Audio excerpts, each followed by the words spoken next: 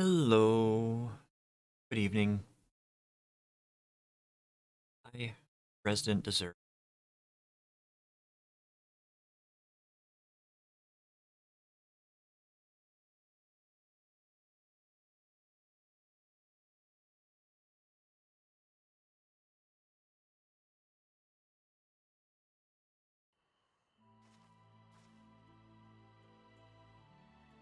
So I looked at things and I realized that, yeah, I went and I bought level 80 gear because it was cheap. It gets me up to 510 on most things.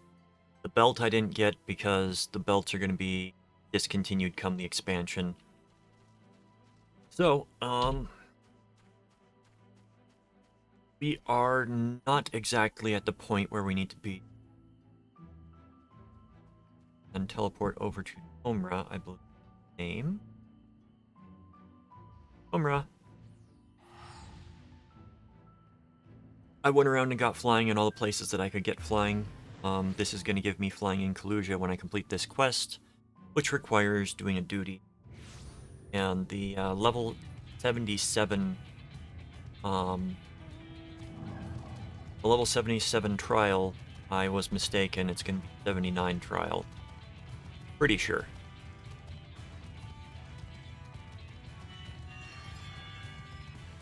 Those are cool.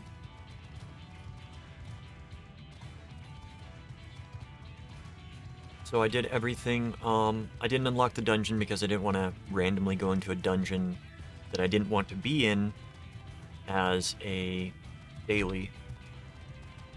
So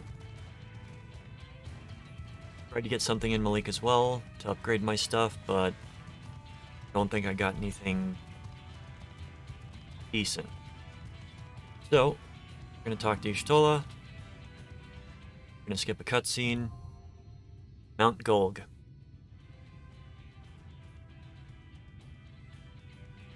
And this time, unlike previous dungeons, I am not going to be squishy. I've got approximately 40,000 more hit points than I did before.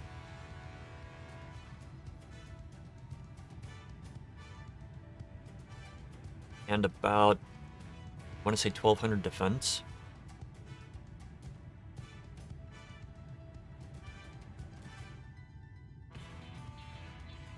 Maybe a little bit more than 1,200 defense, since the shield is... Oh. That wasn't it. That wasn't it. That was it. Yeah. I've probably doubled my defense. So, we're going to wait for Mount Golg to take us in. Then we're going to go through Mount Golg and be able to fly here. So yeah, I went to Raktika and I went to Amarang and I got the completion for those so I can fly there. This is the last quest here. Last Ether Current.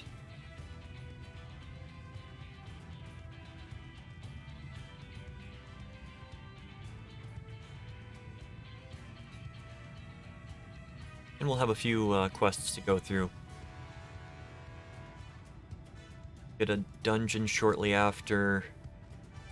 Yeah, we'll get a dungeon shortly after we complete most of the 80 stuff to send us to a new zone, which is going to be fun.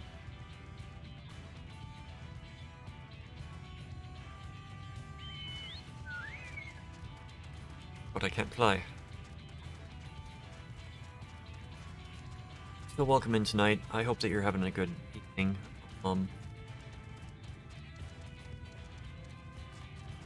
I'm not really feeling up to streaming tonight, but I'm doing it.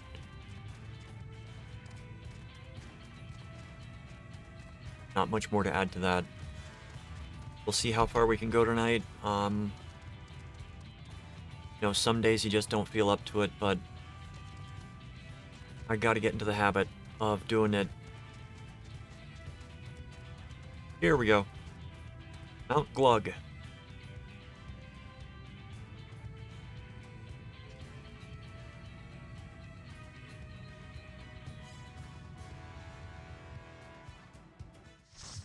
Mount Golg.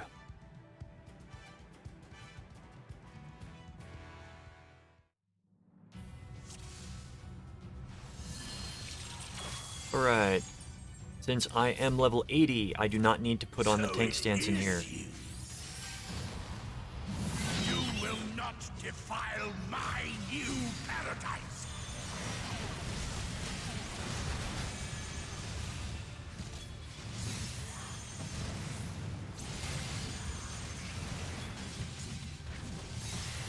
So the trash along here, I'm just doing this first group, and then we're going to be pulling a larger group. I got a pre-heal there that happened right as the enemy spawned, so healer took threat, and then the rest of the DPS took threat.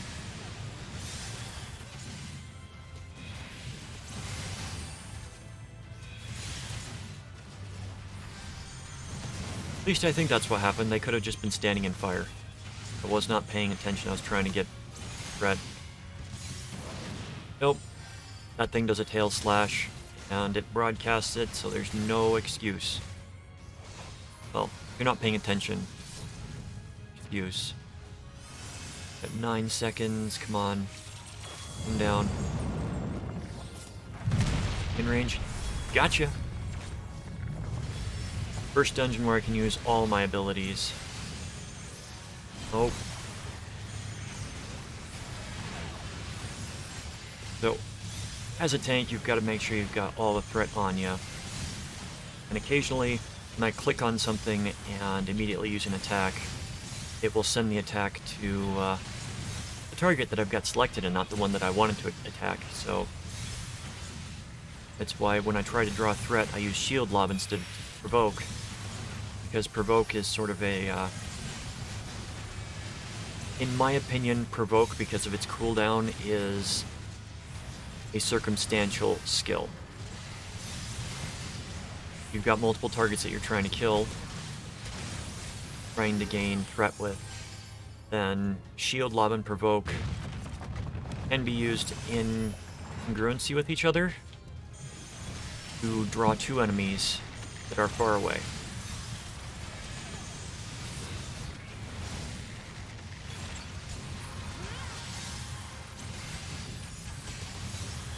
So this is the first dungeon that I have entered into with this character, where I've got all my skills available to me.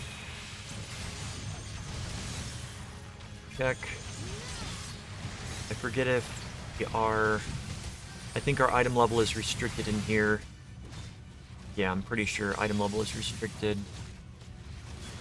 Because I lost 1600 defense, item level is restricted. What that means is that your gear has been leveled down, and you don't get all the benefits from it. So you're going to be dealing less damage.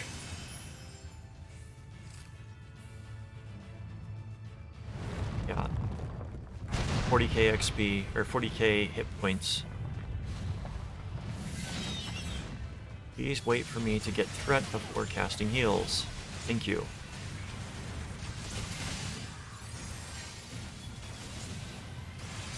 Now along here,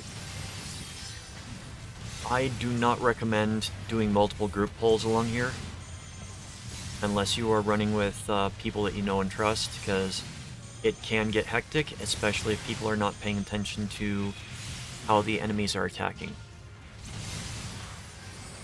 Like, previous groups of enemies had the guy that did the tail swipe, and they were just standing right behind the guy for the tail swipe.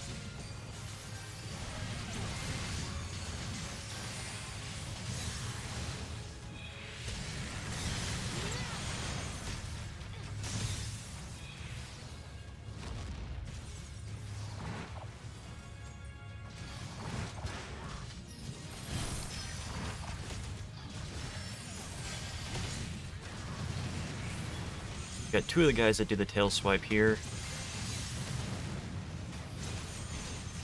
Please do not stand, or you're going to get hit with the tail smash. Not a good place to stand.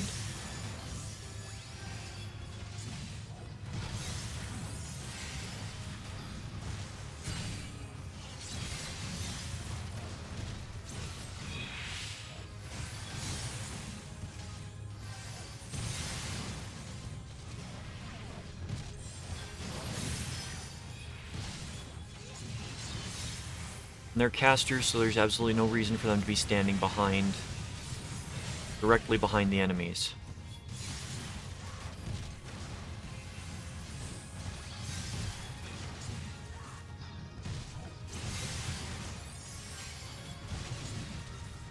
Gonna mention it. Or not.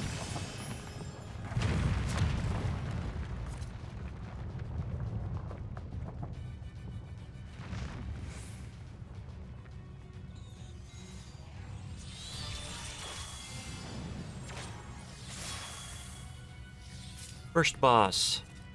Forgiven Cruelty. Gonna tank the boss right where he starts, more or less. Turn him around.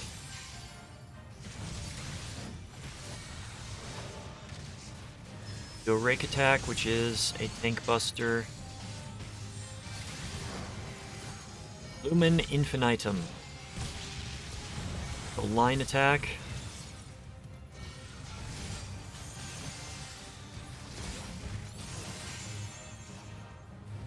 Also move to the middle. Take off. Typhoon Wing. It's going to deal wind damage in 3 directions.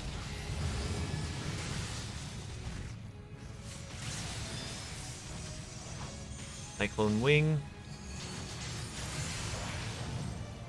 Raid-wide damage.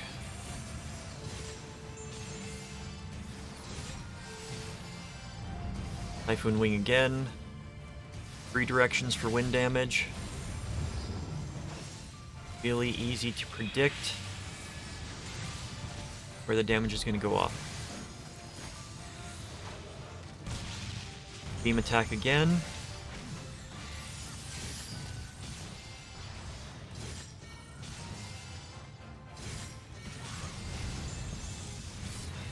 Typhoon Wing with the added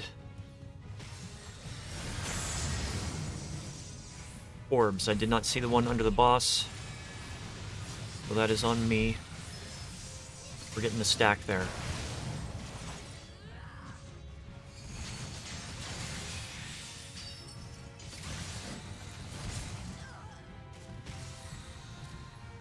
Alright, let's see if we can get the res.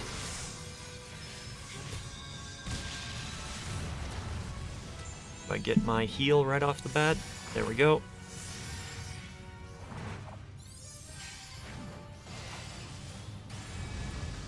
Alright, we got Typhoon Wing going out again. Got the orbs. So try not to be standing where any of the wind orbs are. And try not to be in the direction of any of the other things.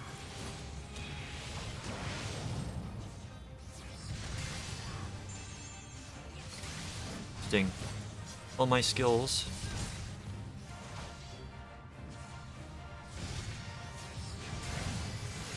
Be set. I'm wondering if the healer is having lag issues, because second time they've almost let me die. Typhoon Wing. Get someplace safe.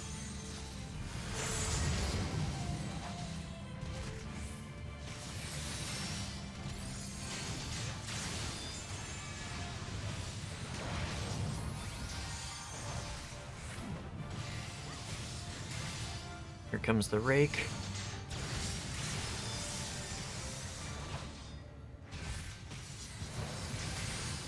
Oh, it's gonna be aimed at me. So I just dodge out of the way, run back. And Forgiving Cruelty is down. Well, almost. There we go.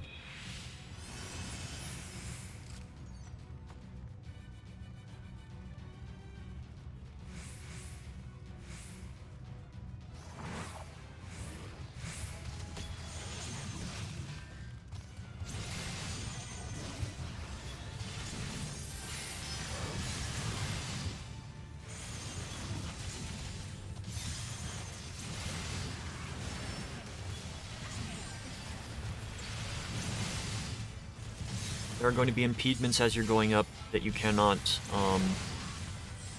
pass with the enemies. I'm in a situation where I have lost almost all faith in the healer. I don't know if they've got a bad connection or if they are not used to healing dungeons. But, I can see death during trash, but on a boss, especially an easy boss, that kind of, it leaves a bad taste in my mouth. I will not suffer it! Okay, this is like the demon wall from previous dungeons, except you just have to dodge left and right for stuff.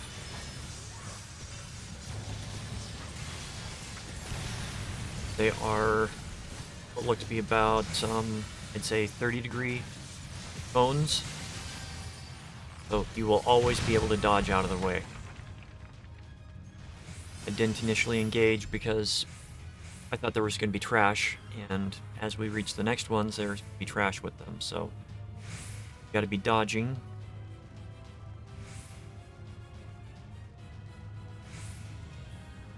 With the trash.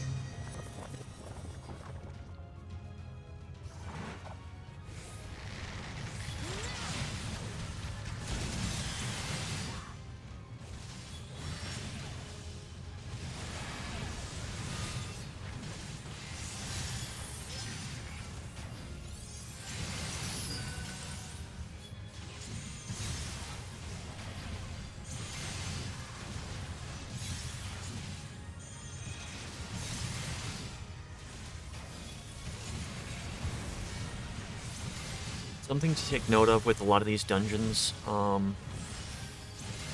you get trained for the fights that you're going to be going up against.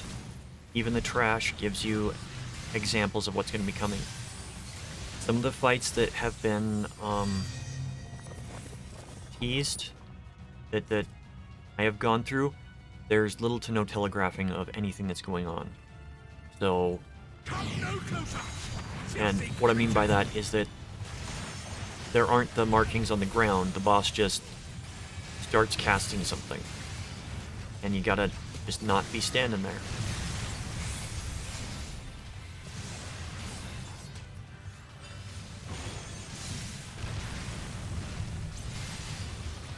So, paying attention to what's going on around you, great awareness as it is colloquially known.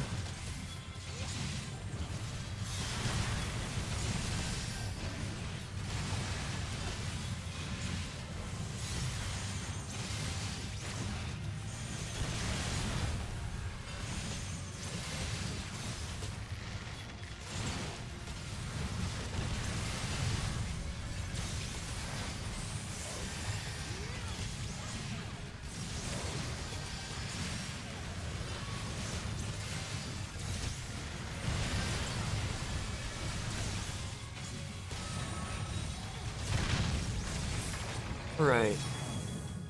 You're now at the second boss.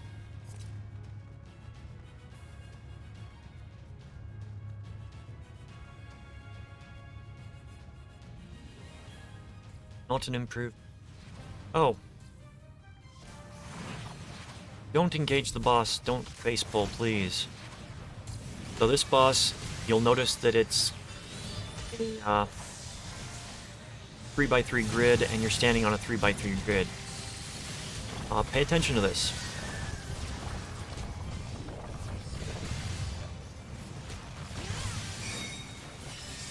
Okay. Base is saying don't stand in any of those 5 locations.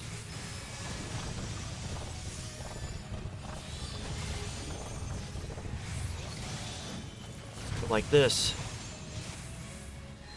Base of the cube says don't stand in the cross.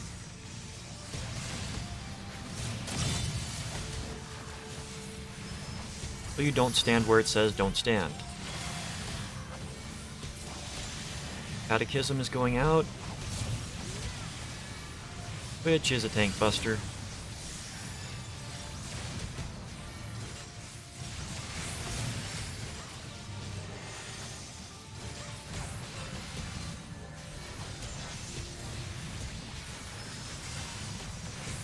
Alright.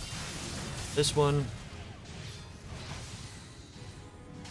Gotta have somebody stand in it to soak the damage. Alright. Boss is going back to normal.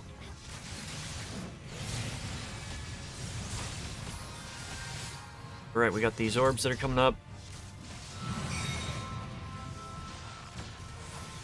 They do rings, so you want to be standing in a place where there's no overlap.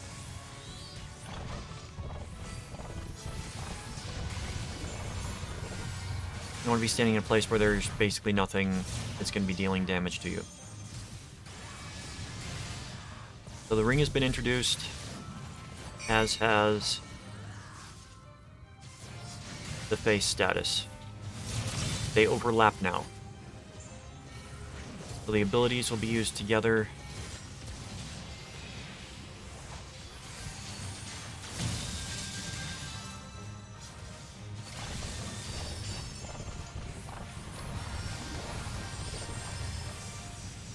It's a very simple boss.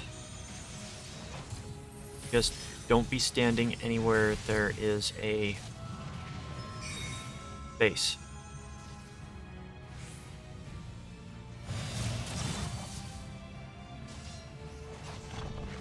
It means you gotta stop DPSing, then stop DPSing. Though every class has a ranged attack, so even when you are backed up, you can still throw kunai if you're a ninja. Hurl your spear if you are a dragoon.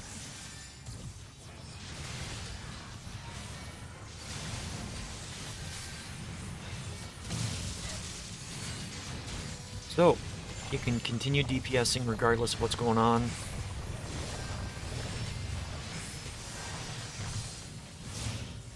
That is, of course, unless, you know, you're beyond your maximum distance.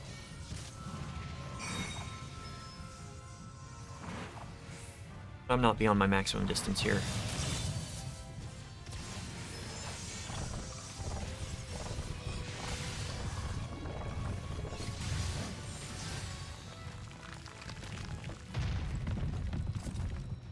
That boss is down. I am righteousness, and righteousness will prevail.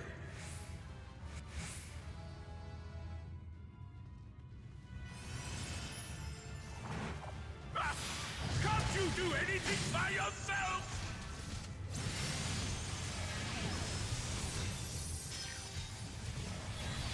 Cracked lung here is going to be pretty uneventful.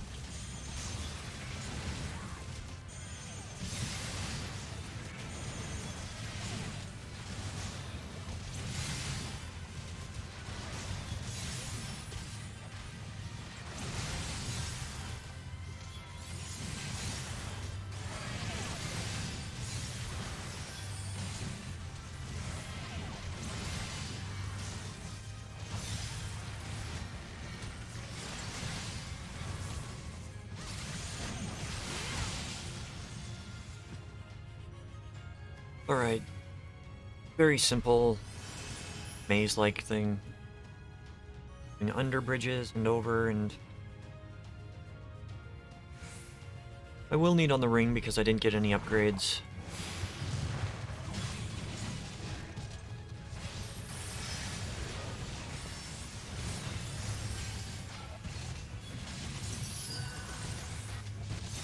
Confidior is going to be one of your best skills as a paladin. It's a shame you can only use it once every minute. But at the same time, you can use it a lot more often than, you know, a bard can use, what is it, their level 80 skill. Their level 80 skill has to charge, and you don't always get enough in a minute's time to charge it full. So, Trash is just dodging stuff still.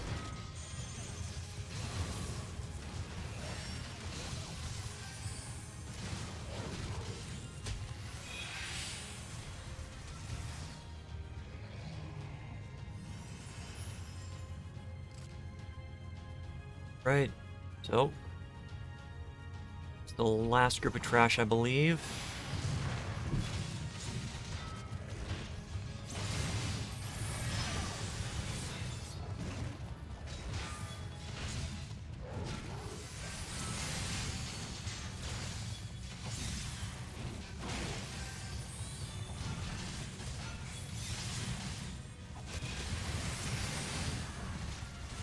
Yeah, last group of trash.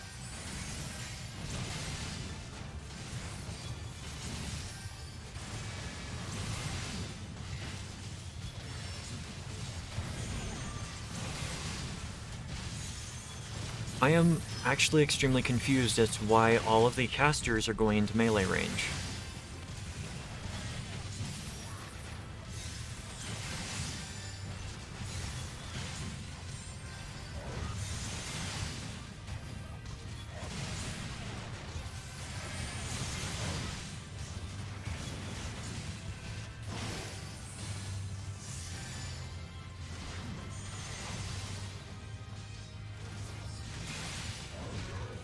Right? Well, if you will not be discouraged.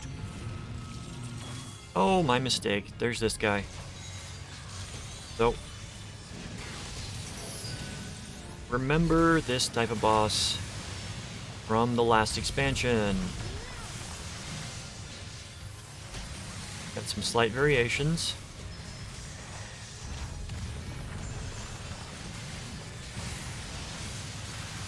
He's not an actual boss.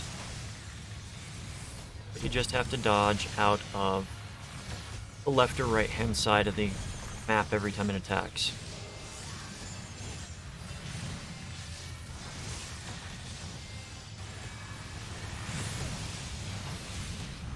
At the same time, the orbs are going to be firing beams that you will want to get out of the way of. So,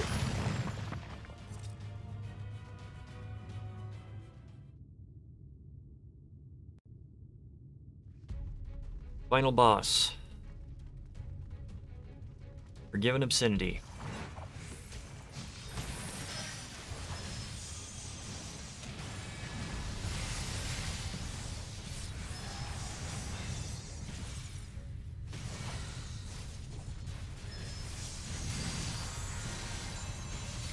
It has a raid-wide damage skill, point-blank AoE.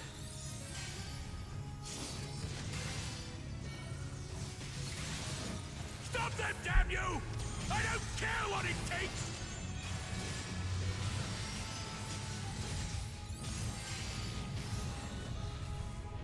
Okay, boss has got a Ring of Radiance, which turns the point-blank AoE into a ring attack as well. A very narrow... Got an attack that does a beam in one direction and then 4 others. So move to a location where it's not going to hit you. Pay attention to the direction the boss is facing, what the boss is doing. The other marionette is going to be a sort of phase change. We got 1, 2, 3, 4, and 5 that come down.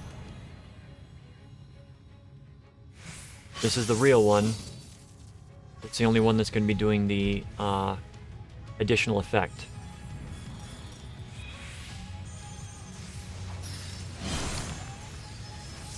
Do not stand anywhere where you can get hit.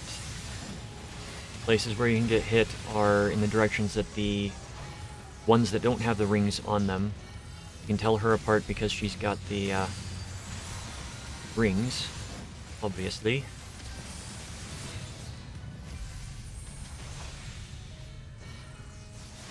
But just avoid solitaire ring. That's going to be this. Alright, so pay attention to this. You want to go over to this one. As soon as that one goes off, you want to move out of the way of the lens. Remember this mechanic. This mechanic will come up more than once after this. The lens mechanic, that is.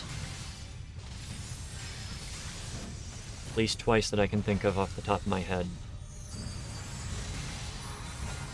So if you want to practice the lens mechanic, this is the boss to do it on. Just get right outside the ring because it extends beyond. Point blank AoE has the ring beyond it.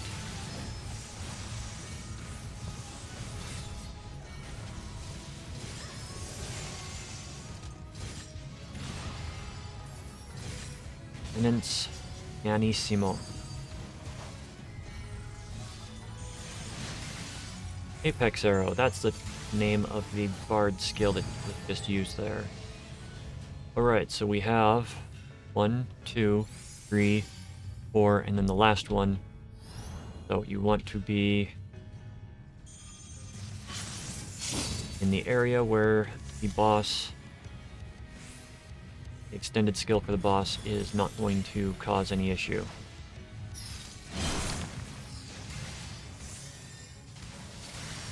So look for the one with the rings when they are surrounding you during the Feather Fortissimo. Sacrament Sforzando. That is the tank buster.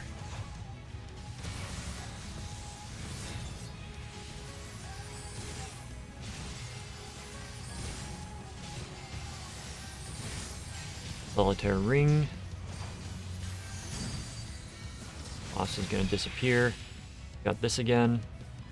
So what you want to do is look for the ones that are going to be farther away, because they will come out, they will hit, and then they will magnify the power going forward. So you want to have time to dodge. Now you can dodge between the other two, but it's not recommended because of the little amount of time. Mount Gulg has been conquered.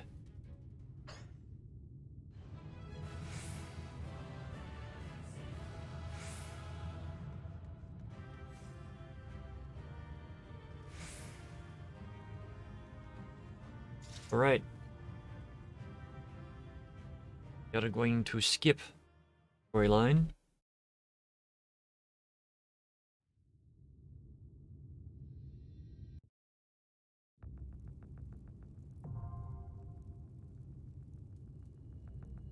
Now we have the trial.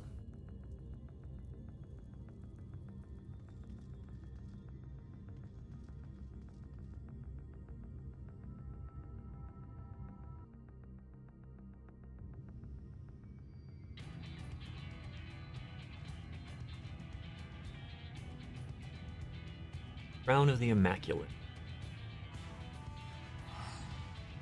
I'm not gonna lie, this one can be hard.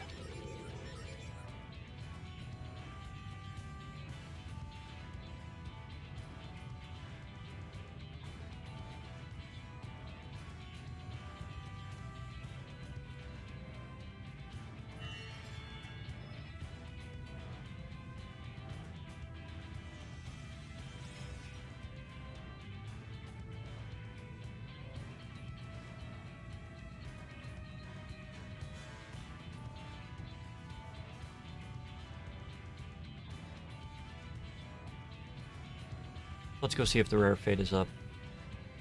Doubt it. Nobody's shouting about it.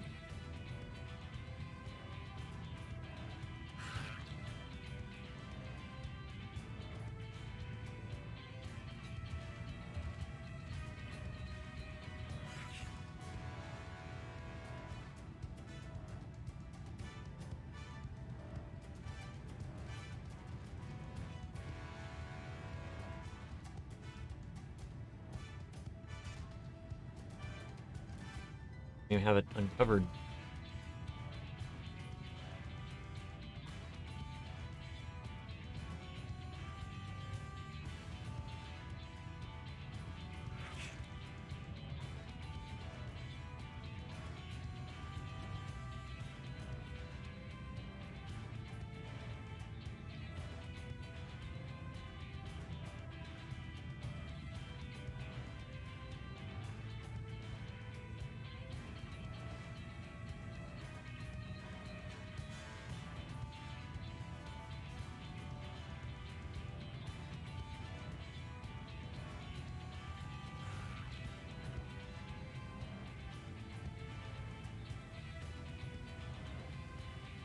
Owl Bridge.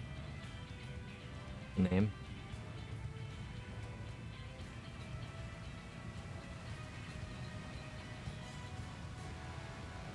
Alright, so if there is a rare fate and you hear people shouting about it, it's going to spawn right here.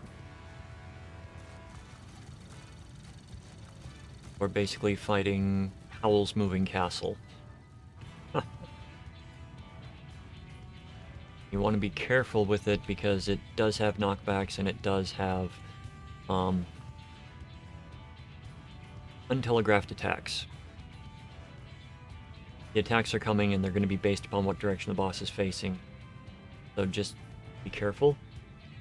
You'll more than likely die your first time doing it. Get in a group. Alright, here we go. Crown of the... The Crown of the Immaculate.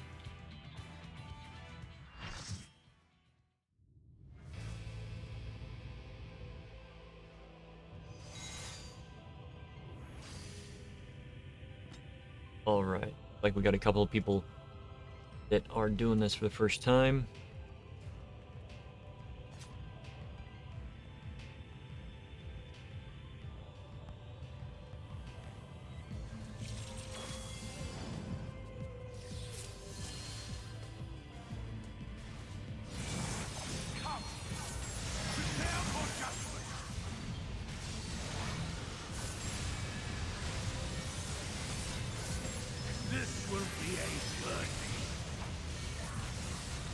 Realm Razor.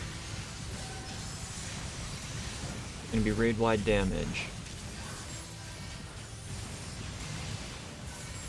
Not heavy, so just heal through it. Heavenly Host. Heavenly Host is going to summon adds. The off-tank should be picking them up. The off-tank is picking them up.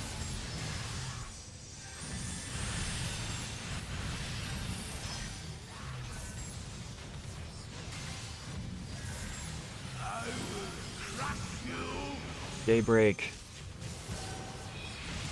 Targets random players and releases a targeted AoE at them. Alright, we've got Enthrall. You look away. Got 3 people. Got... Both of them are healers. Both of the healers got in. I'm going to... Healing while waiting.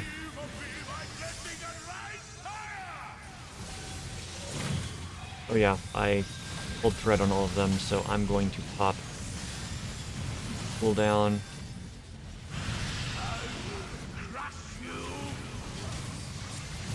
Alright.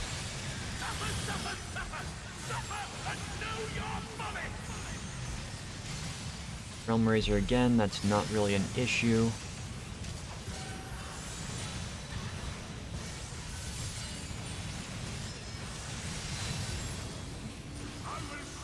Alright, we got Enthrall coming out again. So you gotta have one person in each one of these circles and nobody look at the boss.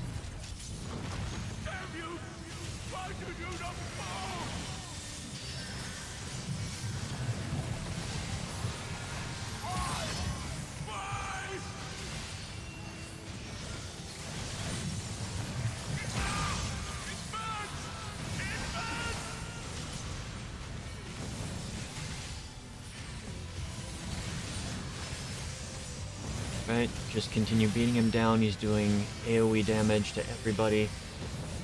This is a DPS test of sorts.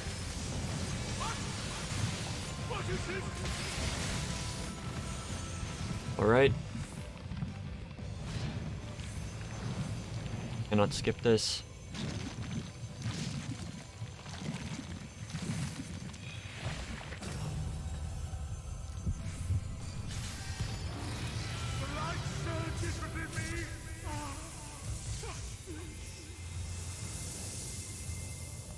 I see now. This is the passion of my ascension. Very well. I shall embrace this trial. I do like the design.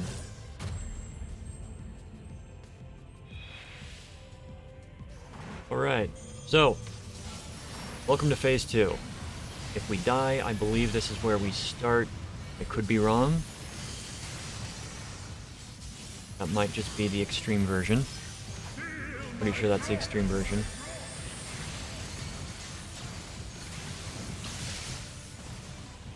We'll try not to die. Winged Reprobation. Got swords that will land and they will do crisscrossing damage. And they will repeat line damage. So be ready to move as the swords go out.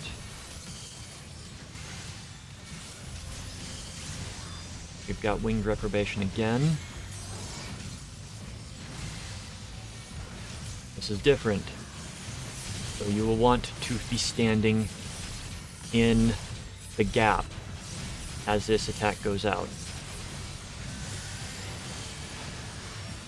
It's going to be a ring that's, or a line that spins around and there's a gap in it, so stand where the gap is and take no damage from it. Righteous Bolt. Pretty sure this is don't stand in the middle. Oh, the other tank took threat. That's fine.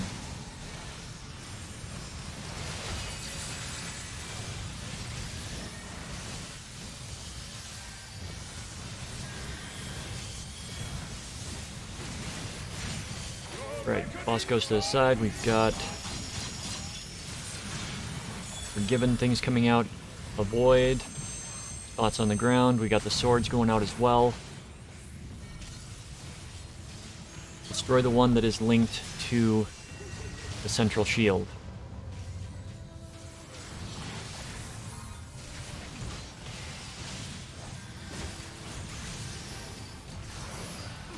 He'll go out. Alright, you want to make sure that you kill everything because the boss will get... Well, you'll take some debuff stacks.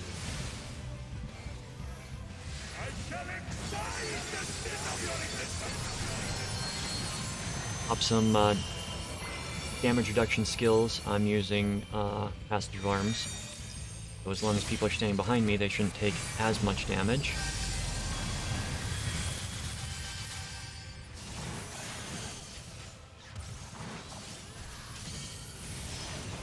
Right. God Ray. This is a progressive ray out from the center. So it will go in stages. And it will constantly shift as the boss does stuff. Light Pillar. Stack mechanic. Stack with people.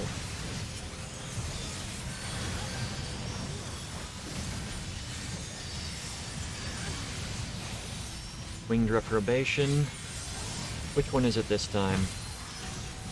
Sword and the Spinny. So it's going to be both of them. So you're going to have to dodge one while dodging the other. Alternately, you can just not dodge it and just move around. Okay.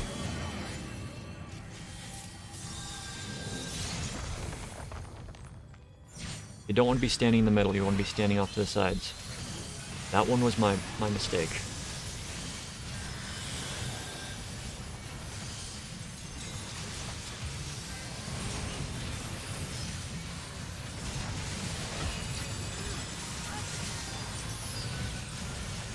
But I'm sure that you can see how a wipe can happen in this fight really easily.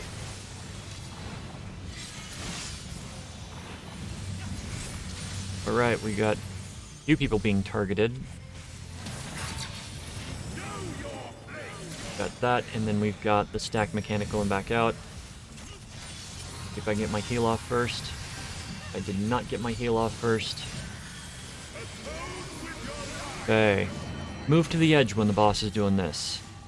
Beatific Vision.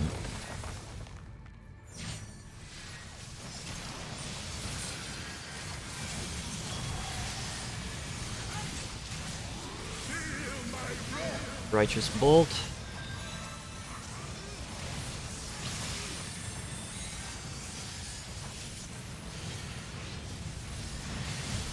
Got a heal going before that went out so that it wouldn't be a massive hit to the other tank. Alright, we've got Godbray going out again.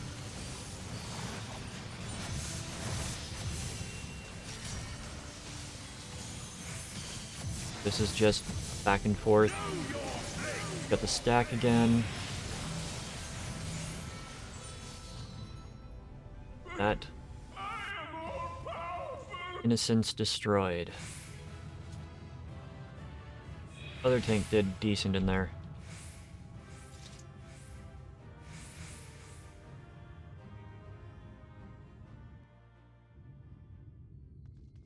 Right.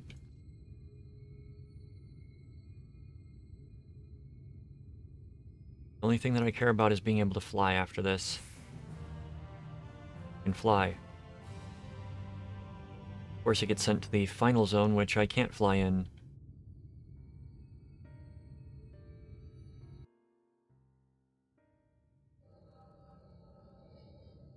Got 2 more level 80 dungeons to get through before we gain access to everything. We'll gain access to all non-story related dungeons and side quests and whatnot.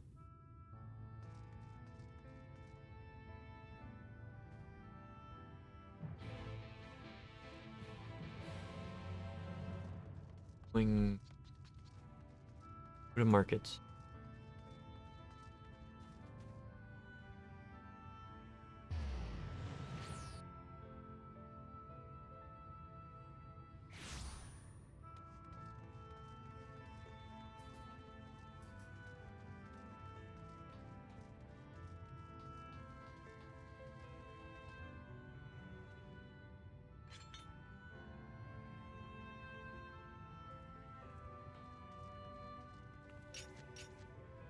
Oh, there's no real good reason, good way of getting there. Like, my least favorite places to go to and equal distance from multiple locations. Teleport to.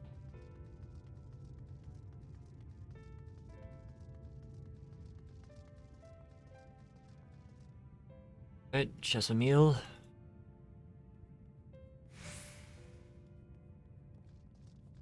Go to the Cabinet of Curiosity.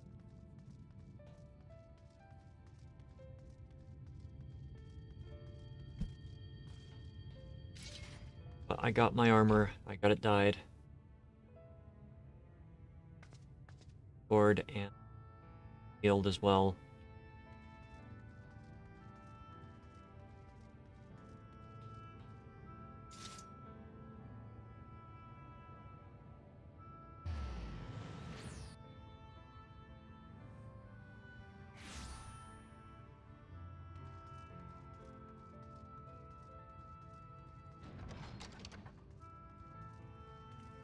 We're setting up the stages for the end of the original expansion.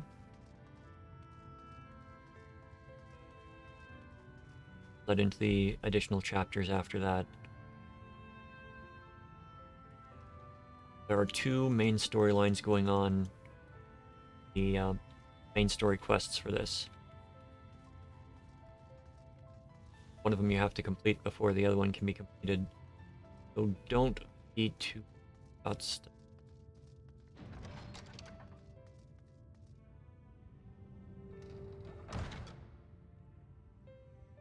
Still.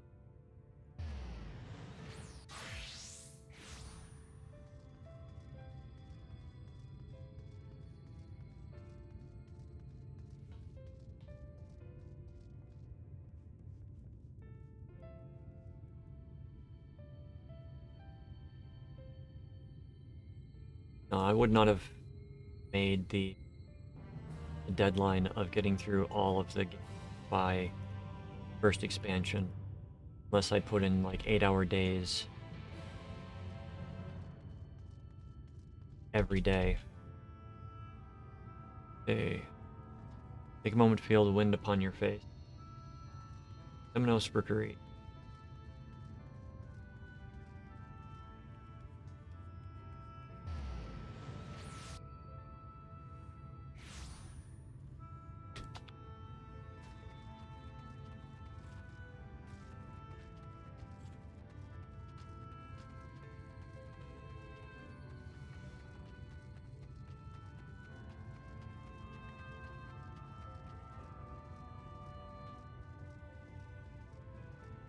Not only should you take a moment to feel the wind upon your face, like, look around.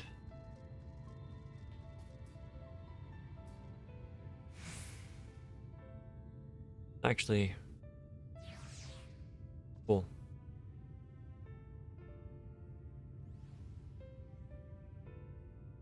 Do wish, however, that we send the hammer back farther. I think we need, like, at least 5 more yards worth of in-game distance.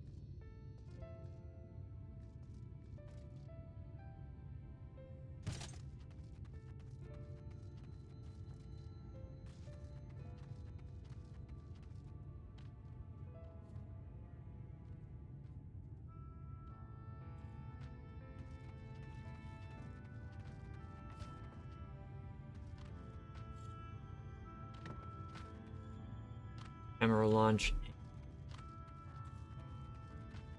Cabinet.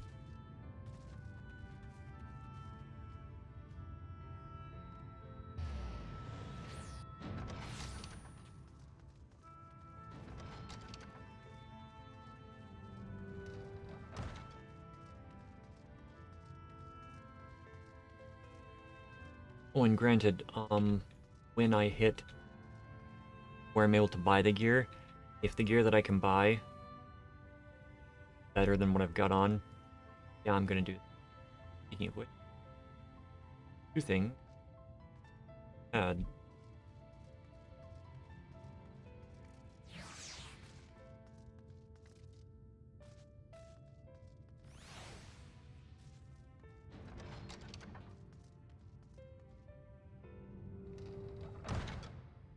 The ammo launch.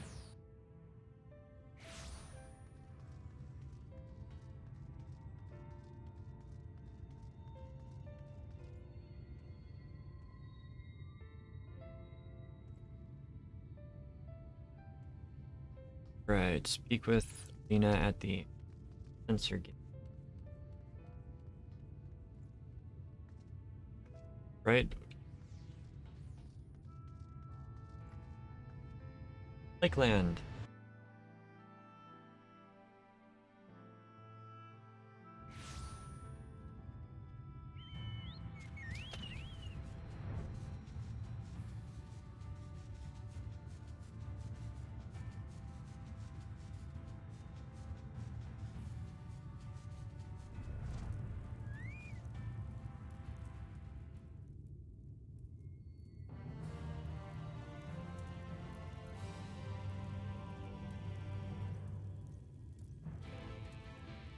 Head to the ocular.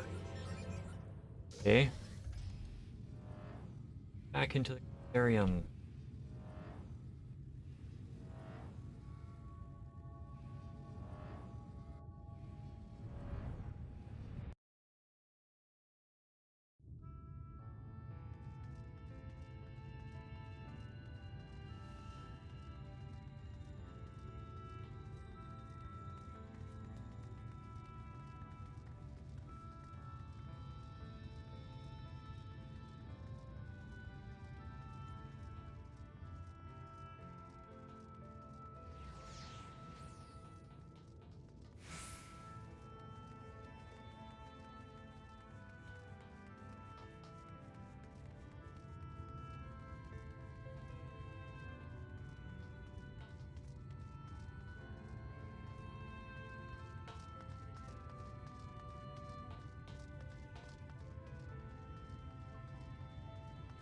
For a world that doesn't have much nighttime, you'd think that they'd make more places that have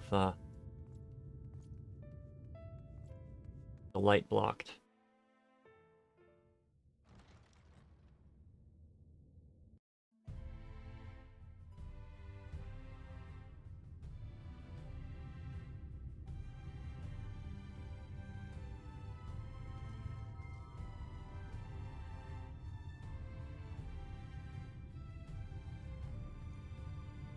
Where we get sent to the new area.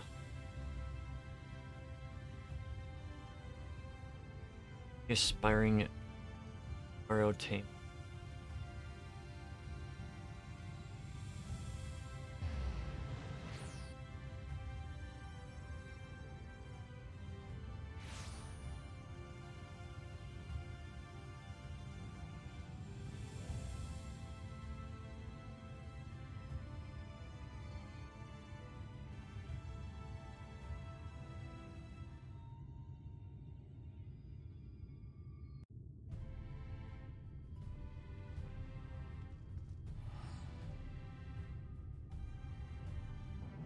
Okay, what do you have here?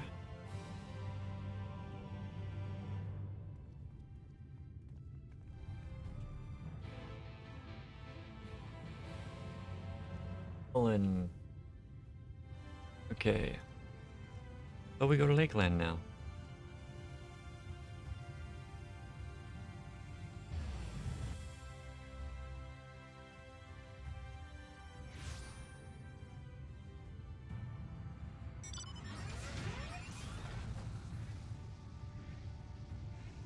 I don't know what I'm doing.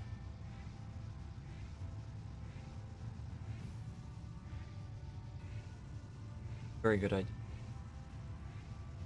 Sitting there and not remembering all the steps and knowing where the end result is going to take me, not actually remembering how long it takes. Storyline. And I know that most of this is good on YouTube. That's my old stuff that was mainly going. Realized that broadcasting the storyline and only progressing it on stream with storyline was actively harming me, so I stopped doing.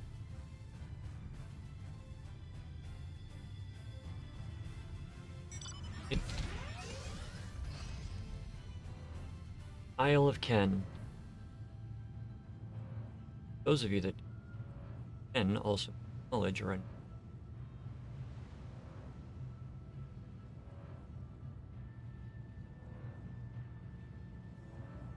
whoop. Dive. Suspect rock formation. Thus.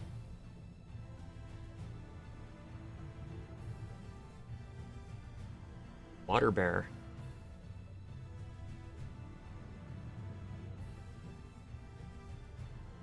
Right. Taken care of. Black chocobo back to the surface. Doctor.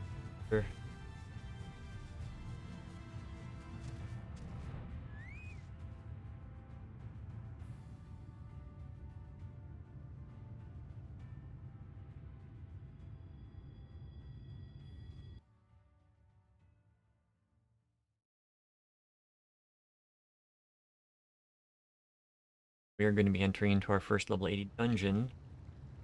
Enough.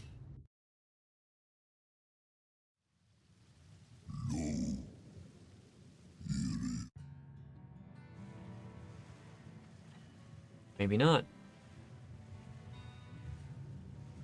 I thought we had to do the dungeon in order to...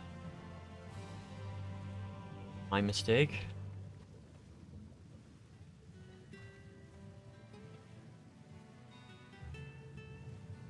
So, this is our new section. In the words of a famous crab, we are under the sea. To do, head to the Ondo Cups and myself. I can teleport back here.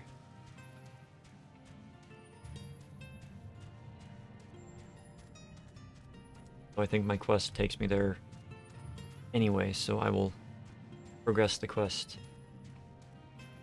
Well, nothing better to do anyway.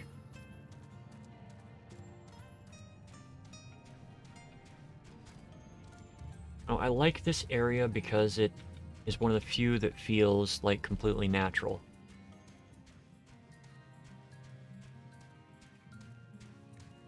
Like, the ocean was literally pushed back.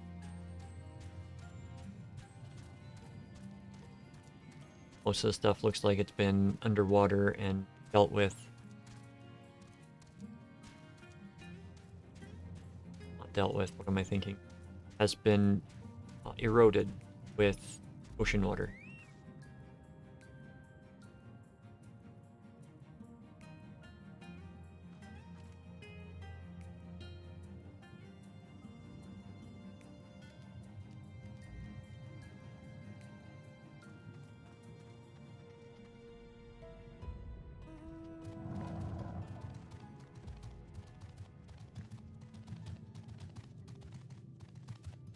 Yay. Lovely aetheryte that we can do.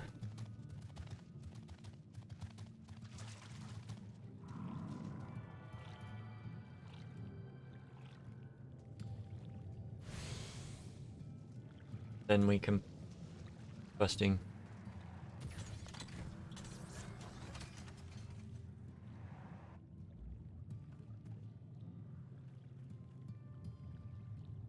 So something worth noting here as well.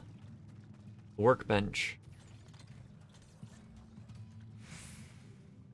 Don't know if you actually get a quest over there, but where go to get your level 80 weapon armor type stuff, I believe. Well, if you can. I'm gonna head over there. Don't think it was anything to do with where you've progressed, but only if you have leveled and maybe if you have done the job quests in the Crystallarium.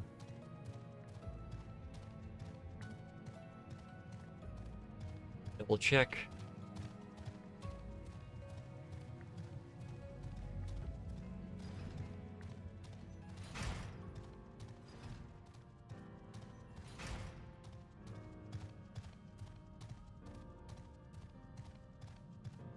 Oh. Like he's not here. Okay. So we have to advance the storyline a little bit.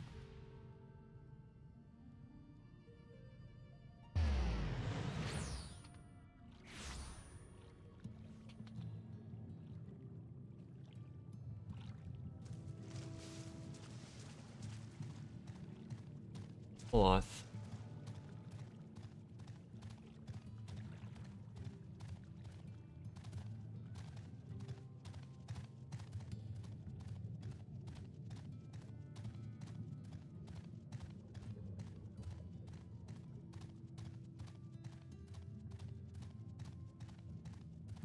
Zone that frustrated me early. Just because it felt like a long distance between everything. And you couldn't fly. Replaying it, it's a lot less frustrating. You got a long distance between things, you can't fly, but it's not long distance as it could be.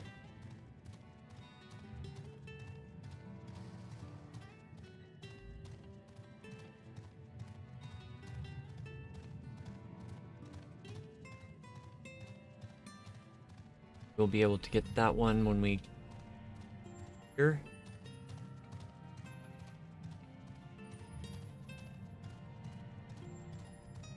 Two swimmers.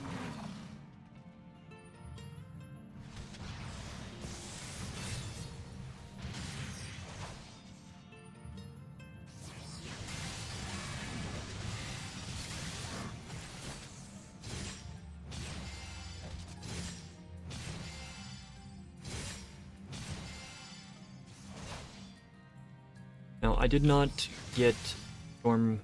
I did not get Shadowbringers when it became available.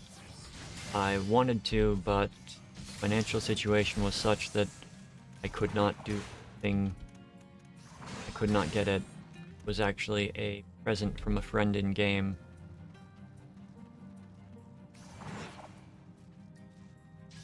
It was on playing and like, consider it a birthday present, and it happened to be like, well, they said a Christmas present, but it was closer to my birthday.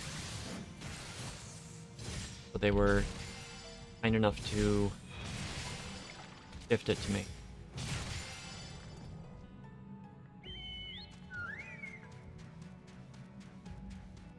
It has been a good fun time in this story.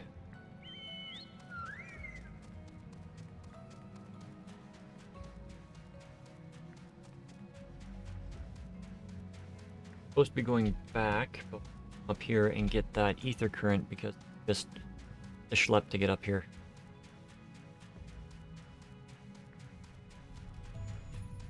Lock and there. Avoid the blue. Try aggro from one of the blue swamps.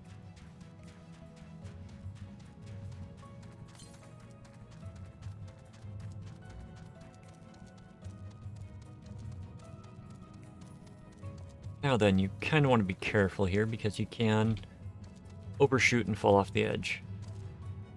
Don't want to fall off the edge before grabbing the current.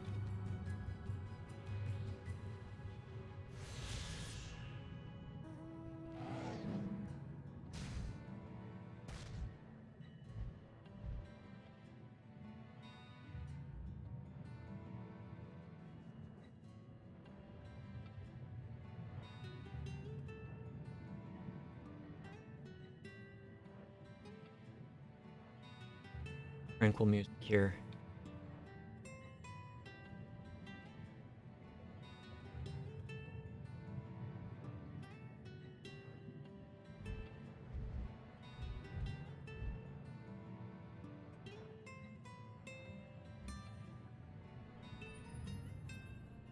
Is a lookout point. The vista.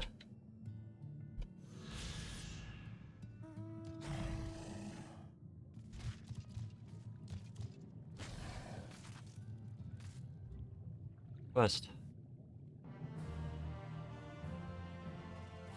Right, is this our first level 80? Nope. Got a lot of stuff to go through. We got the quests unlocked here.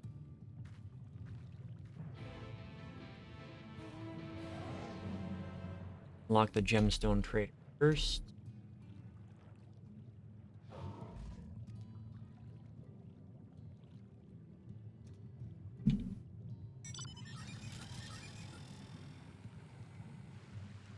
Then we just continue.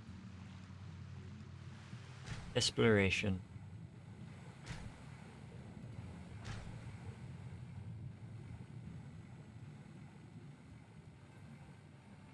Get at least one more dungeon in tonight.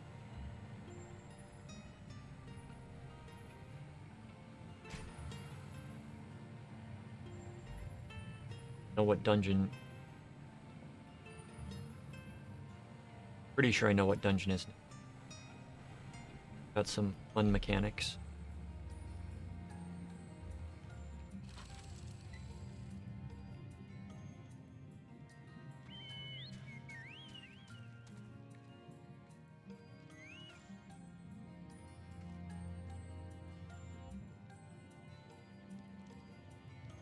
Check the structures which compromise the Ondo cups and identify the most.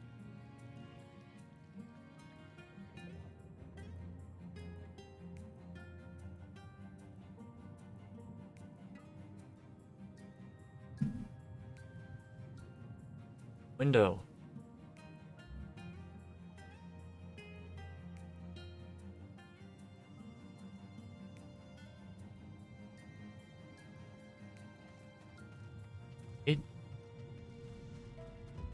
Mithril knife to collect scrapings from the remnant wall.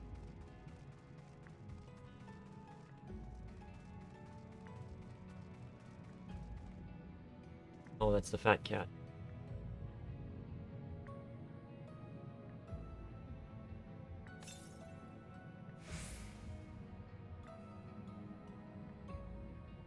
Oh. Mithril against stone, and the stone...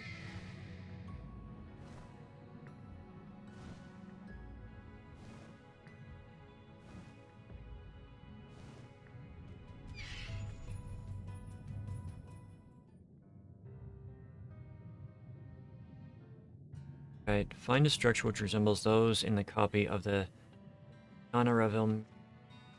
Select it from the survey point.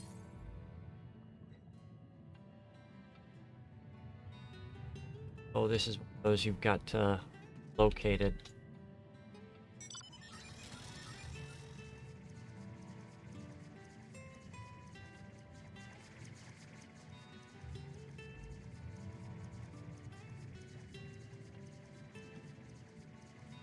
I hear sirens. And if I'm talking, you probably could too.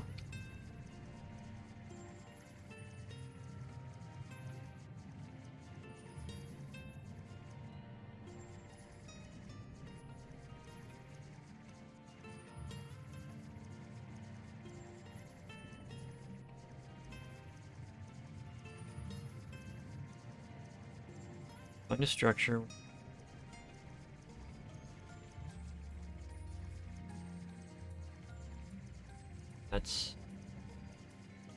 That's it.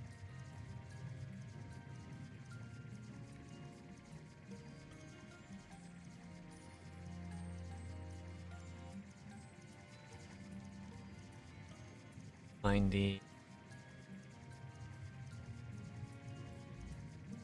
survey point.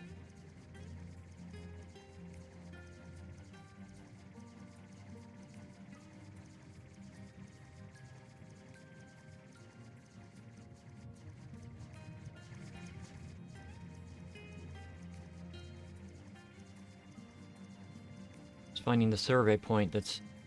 but...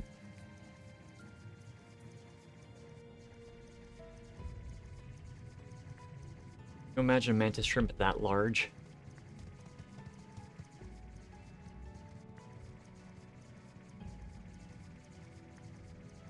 Humans, that's for sure.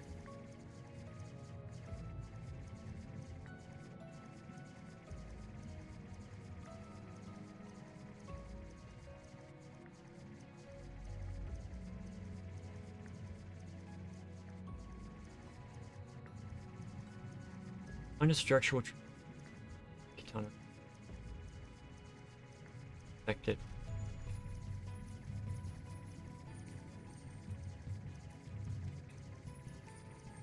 Ball. Fail. However you want to pronounce it.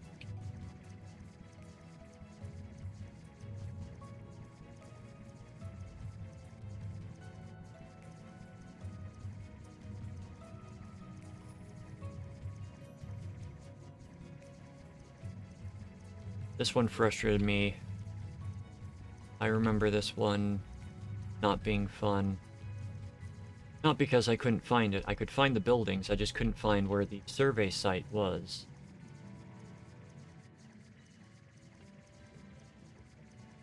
I finally found it. It's like I've been by this spot like 4 or 5 times. Check the material copy again. Search for a structure which resembles one of the buildings and select it from the survey point. The survey point will be found nearby in a location which allows a full view of the structure. According to Stilla's investigations, the area further northwest of Ondo Cups may be a good place to start. So it's this area. And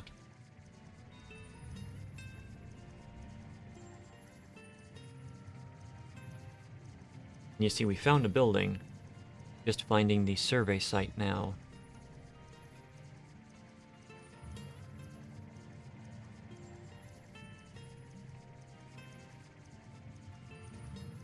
I think originally I was looking for a way to get on top of these.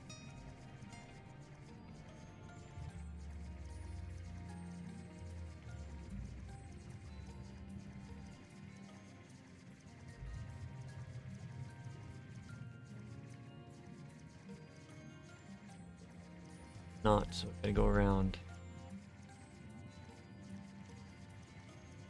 Round.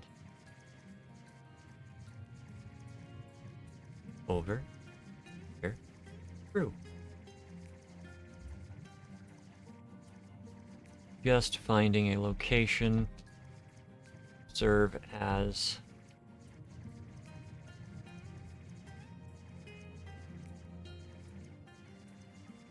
survey point.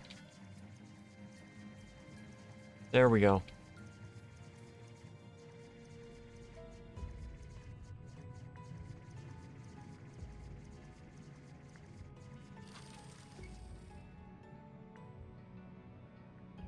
No, I would really appreciate it if the maps had a little bit more variation and didn't make it just look like you could barely make the jump if you tried.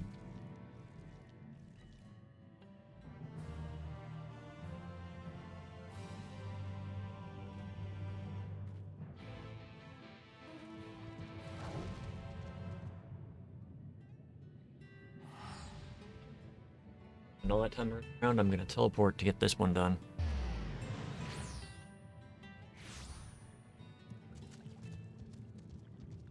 Also, if any of you are level 80 or getting close to being level 80 or something like that, look into buying some level 80 gear or crafting it.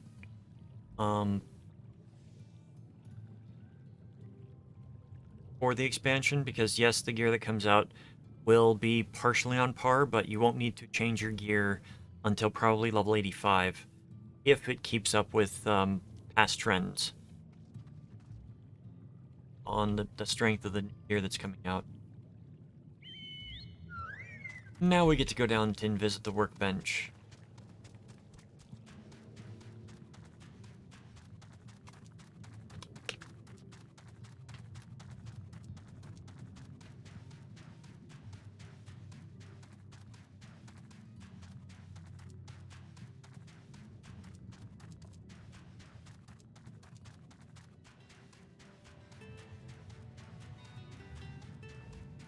Taking a giant horseshoe crab.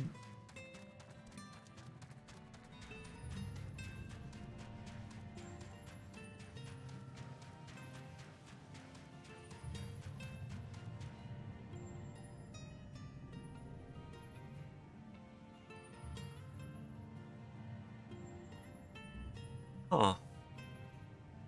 Interesting.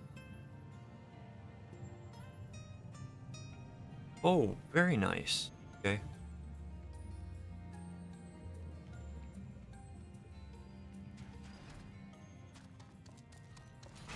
Learning new things every day. Don't worry about what I just discovered. Reynolds.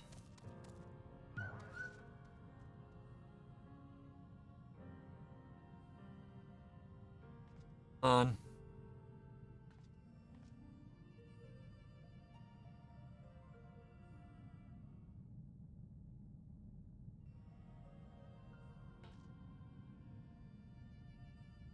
That's something inspiring to him. All right, so this is the point in the game where you have to, if you haven't done it, you've got to go and do the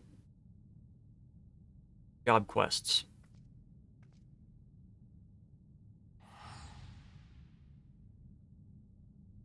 You got to do it to completion.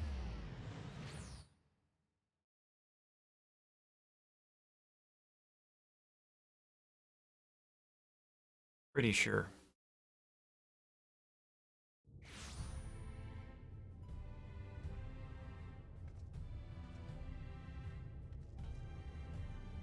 So, go to the pendant.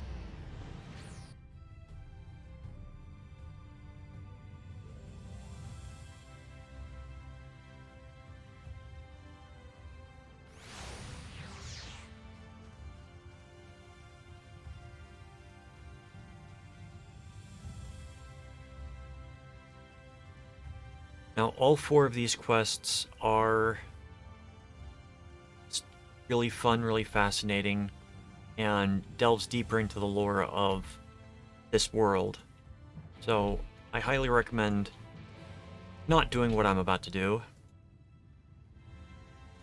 That is, skip through them as fast as I can.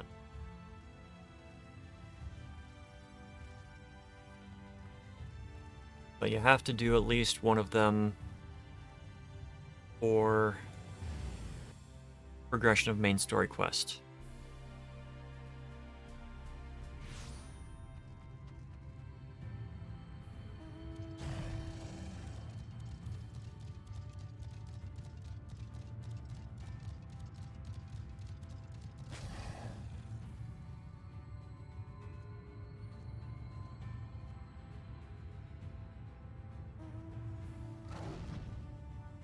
The flying coral!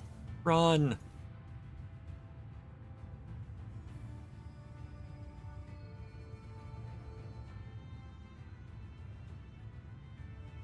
One little fact about the coral, it is not an original creature for Final Fantasy. Actually is based on an alien creature. A book. Sci-fi book. It's actually kind of cool. You can look it up on the wiki. Just do a quick Google search to find out what it was. I forget the name of the story that it was. Speaking of another sci-fi creature, the Triffid.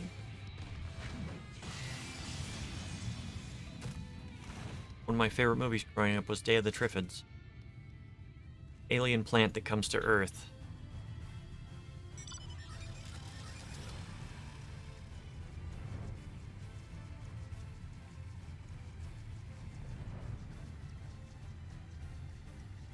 Granted, it's an old sci-fi movie, so it's not going to be action-packed like you would expect a sci-fi these days. But it's still a really interesting storyline.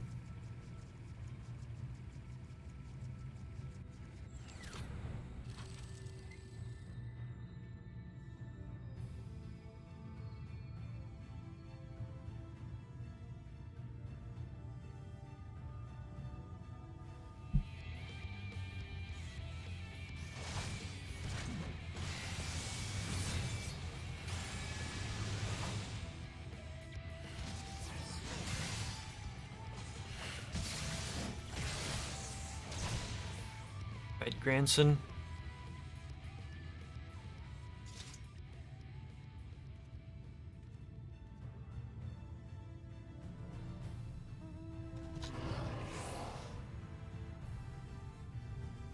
Right, back to the Crystarium.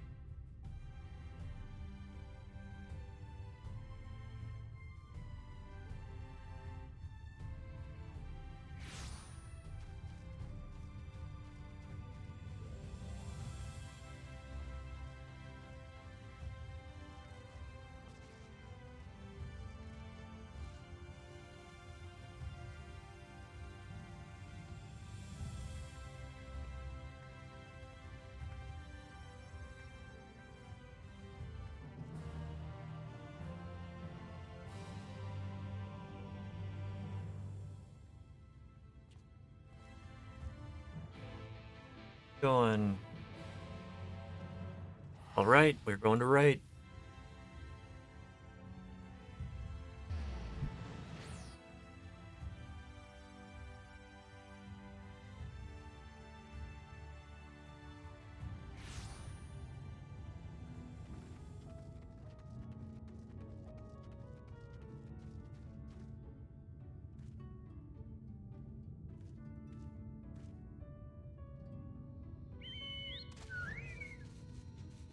You can fly.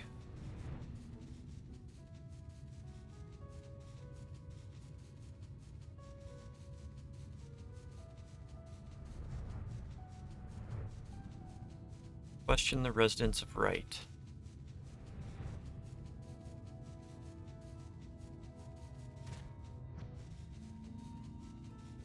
One.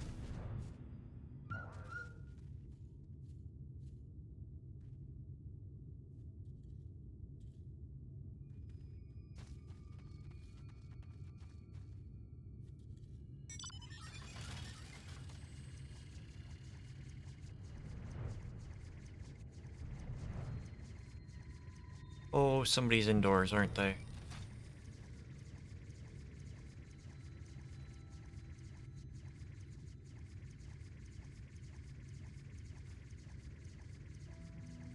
Or not. No, they're right there.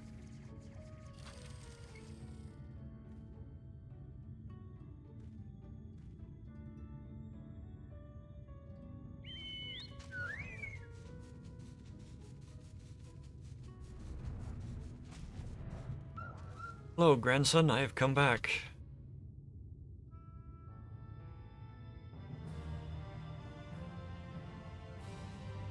I lost. That's the 74 one.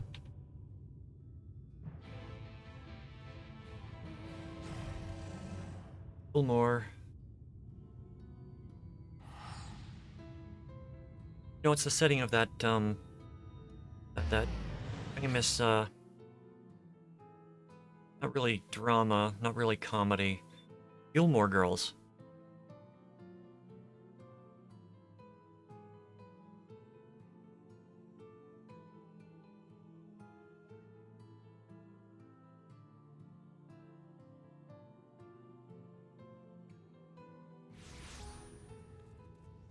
It'd be kind of funny to sit down and like look at a bunch of like television shows from the standpoint of, does this really make sense? And you know, I was reading something about the Gilmore Girls, and it was like this entire town is like obsessed with what's happening with this one woman, and kind of struck me as like that sounds kind of like an SCP. You know, that this one person becomes the main character in everyone else's story.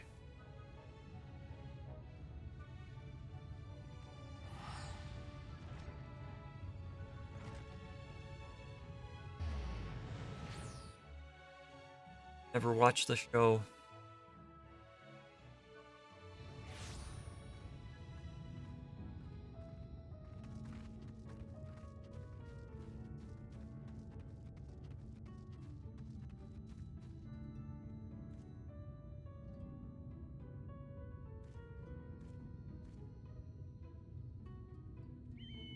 Where are we going? Where are we going? Bang. Go to Umarang after we get this.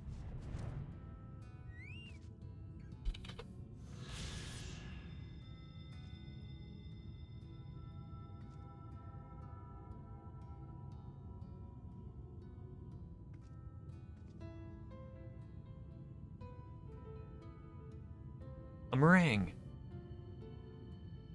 We're in Umarang. That will, we are gonna go towards Suk.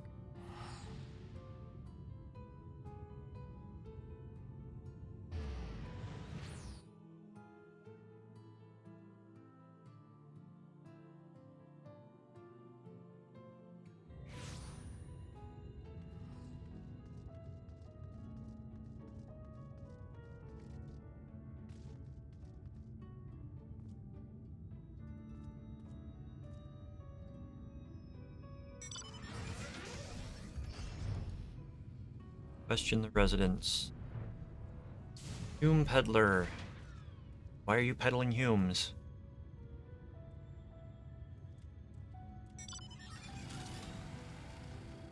I like that they call... So Hume is what the human type race in Final Fantasy XI were called.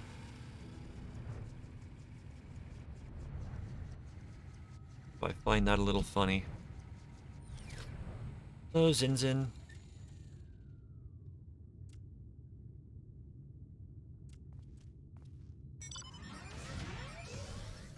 Talk to grandson again.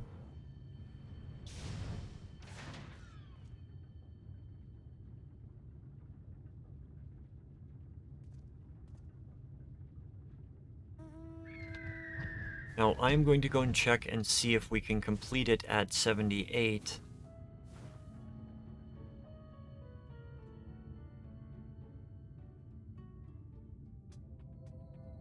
Because this quest says 79.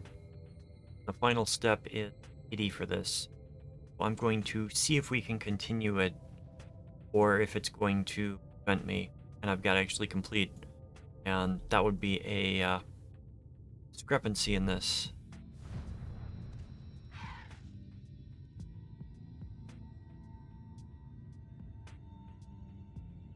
Because I really don't feel like doing the level 80 step, which will take like half an hour to an hour with skipping, because it's one of those combat-based type thing.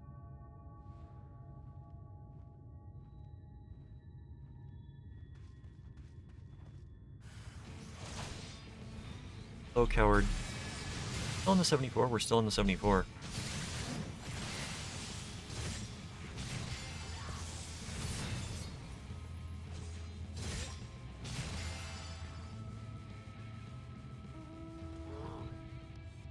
Polar bear in a desert. Not as unlikely as you'd think. Desert just has to be a place of very low rainfall.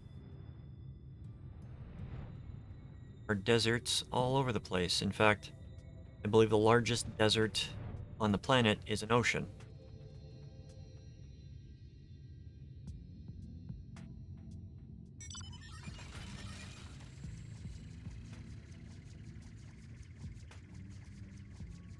People who refer to the largest desert, they use something like the Sahara or the Gobi.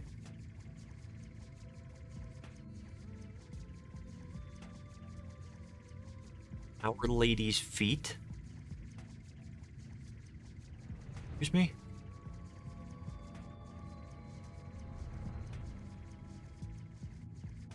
Okay.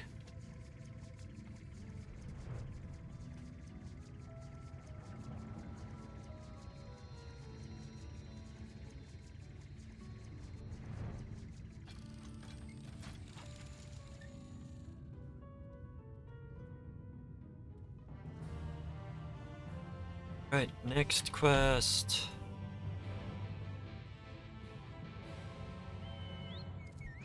If I'd recalled that this was going to be needed, I would have already completed this off stream.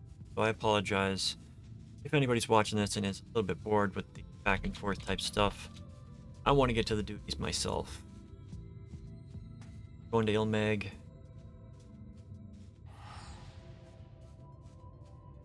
Big.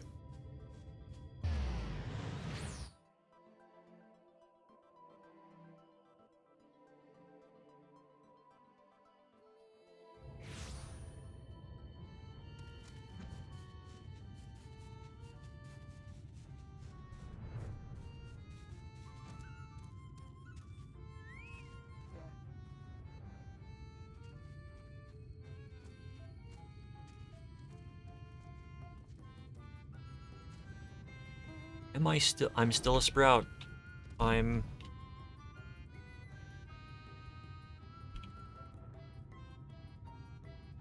Wow. Just wow. This character has only been played for a total of less than a week.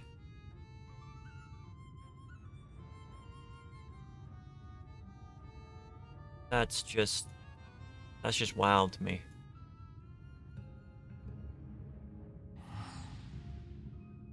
6 days, 20 hours, and 19 minutes. I think I'm 4 hours away from losing my sprout tag. My main character is close to a year being logged in.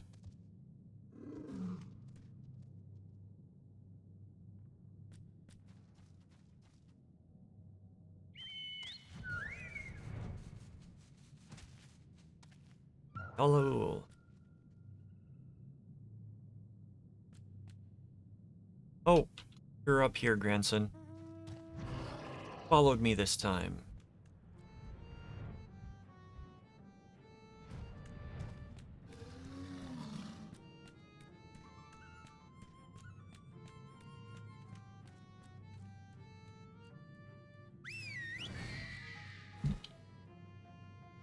lookout point.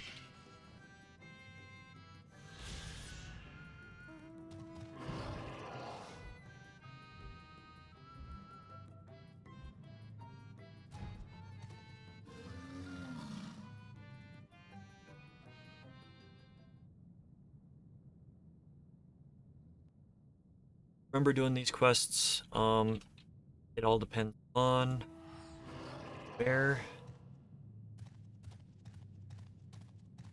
It all depends on what class you're playing. You'll butterfly sea slug thing? My mount or somebody else's?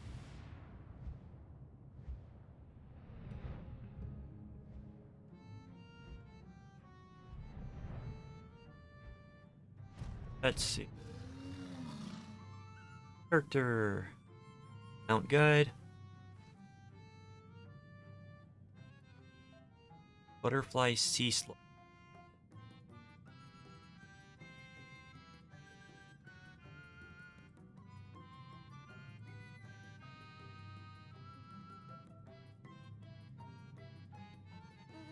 This thing?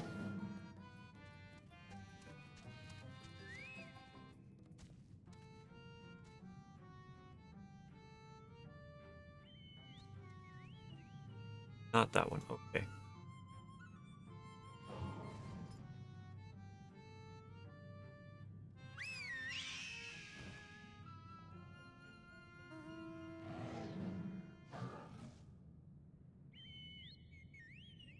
Okay, I'll go through the mounts. I've got the basic chocobo, got the black chocobo, fat chocobo, Magitech armor, Magitech predator, Deathclaw, Whirl, Ahriman, Behemoth, Griffin, Slydra, Yol, which is a giant bird, Polar Bear, the Mana Cutter, which is a boat, Falcon, which is an airship, Grani. This might be the thing that you're thinking of.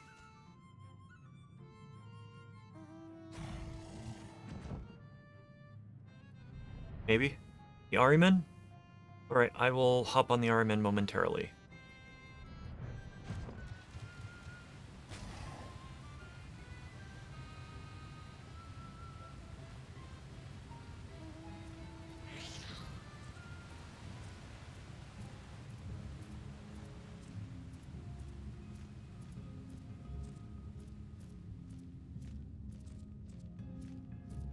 I don't have any of the butterfly-looking mounts.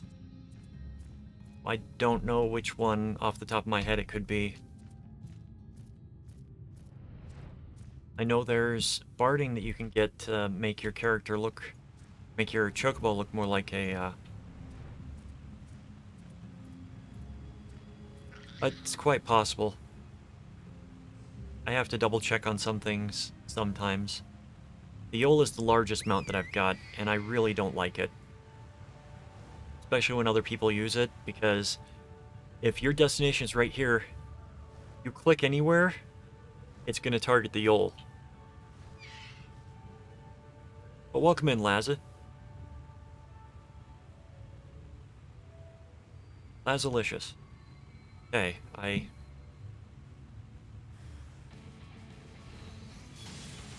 recognize. I was just, my brain had difficulty processing the name right away, so hope you're doing well tonight.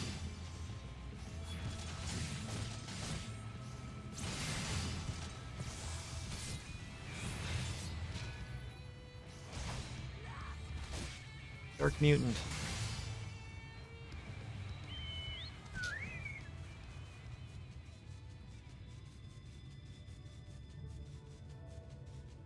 I'm glad to hear that. Everything that's going on in the world, it's good that you're doing well.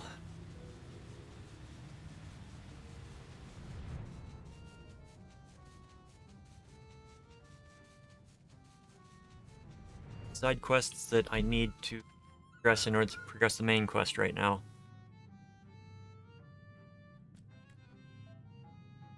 I'm hoping once I clear the level 78 one, it's going to be all I need to do. Yes.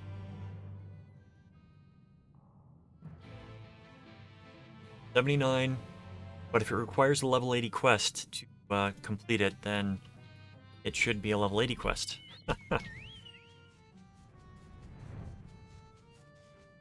We'll find out. Alright, let's go and visit the seat of Titania. Titania. It's interesting how the first time we hear something's pronunciation, that's kind of how it forms itself in your head. Even if later you learn that you're mispronouncing it, like,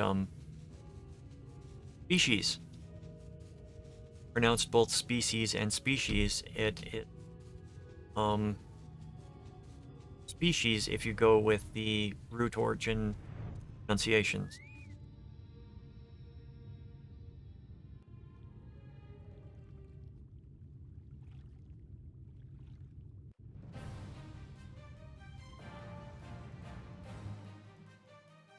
Are we playing as ourselves or somebody else?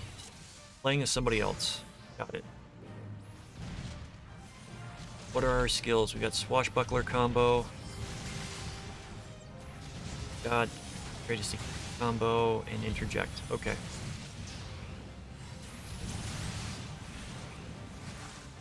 And bring these over by Ardbird.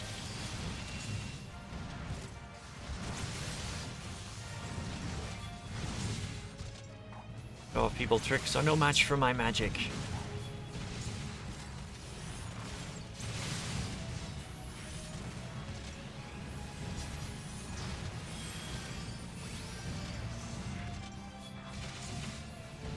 Come over here.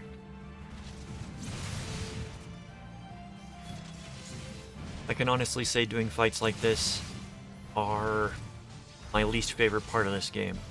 Like, out of everything they've got in the game that I've complained about, that I've talked about, fighting as not my character is up there as stuff I don't like doing.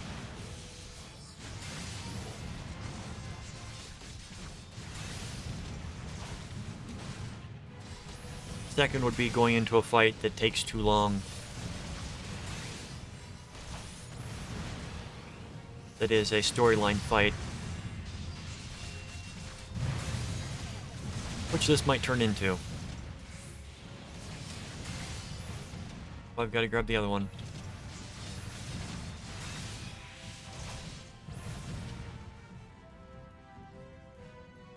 You know what? We're gonna come back. Or not. There's an option now for, in these fights, it can become easier. You just have to fail at it once, and then you can enter in at a very easy difficulty, and you can just breeze through it, but requires actually dying, and a lot of times they don't let you die in these.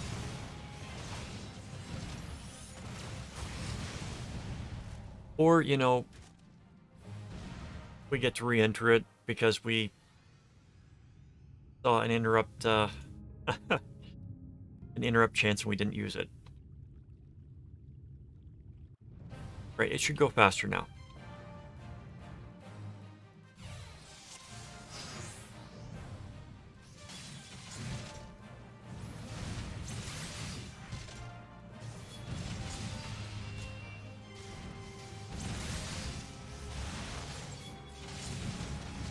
Should go faster. We'll see.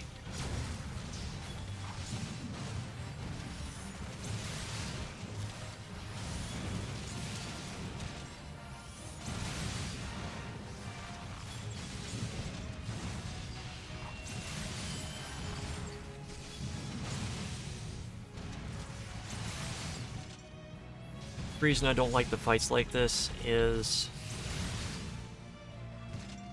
you've got very limited skills that you can use, and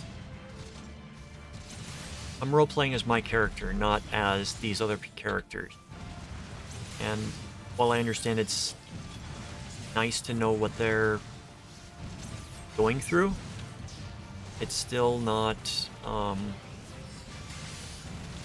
it still takes me out of the game. if that makes sense for a role-playing game.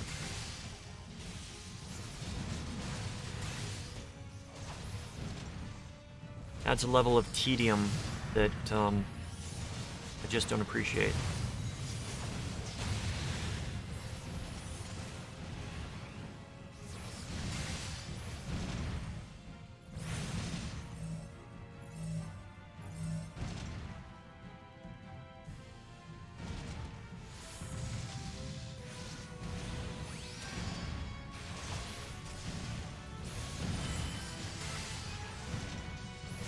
And no, it doesn't feel like it's going faster.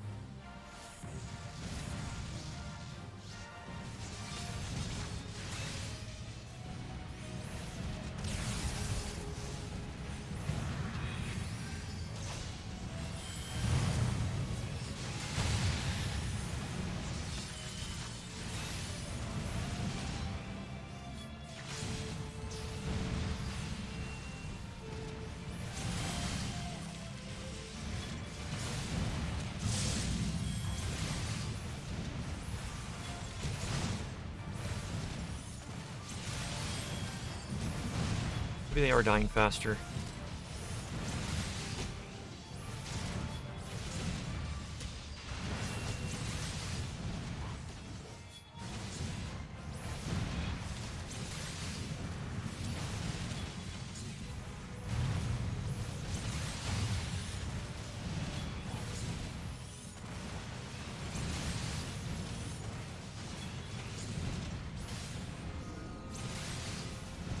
Dodge the crisscross.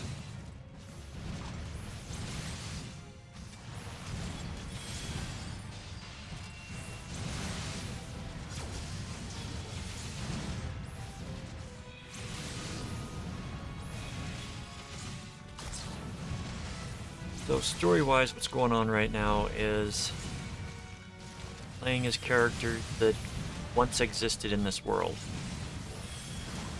And the purpose of these side quests is to basically learn some stuff.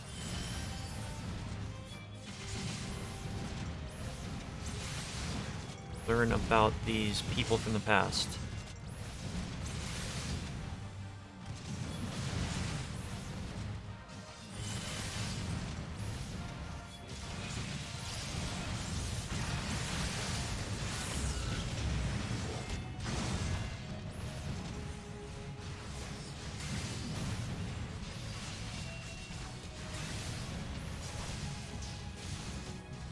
These are kind of like their own little story puzzles.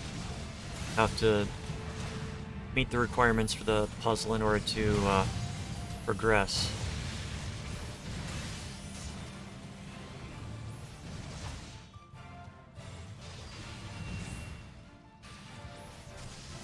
So good, these at least will die fast.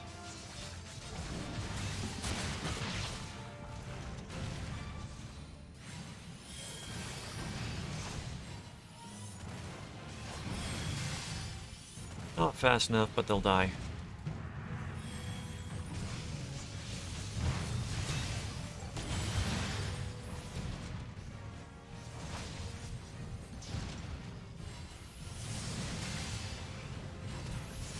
I looked up at my name and was just like, Brandon? That's not my character's name. That half-second moment of just like, wait, no. Alright.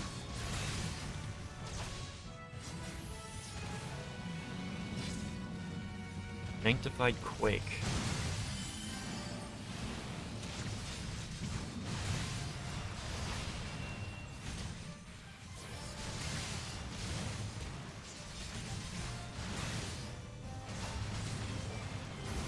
So this should be enough to get me going on the main story again. I will grab the level 80 quest, but I won't be progressing it until another time.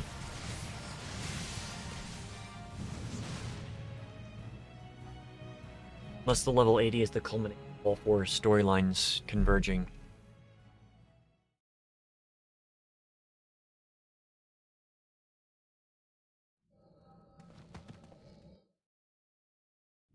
Ooh.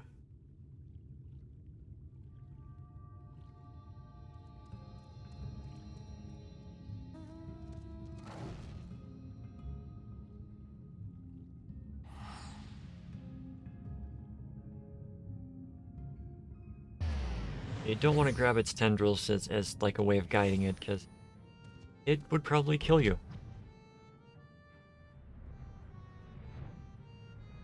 Squirrel are not known for their friendly nature.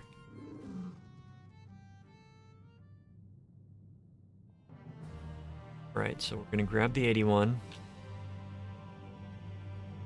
Skip the cutscene. Going to go back to the underwater. And we'll see if I can progress it, or if I require completing the 80, which is going to be hilarious because level requirements. Looks like, yep. Can't complete it. Have to do a level 80 quest, complete a level 79.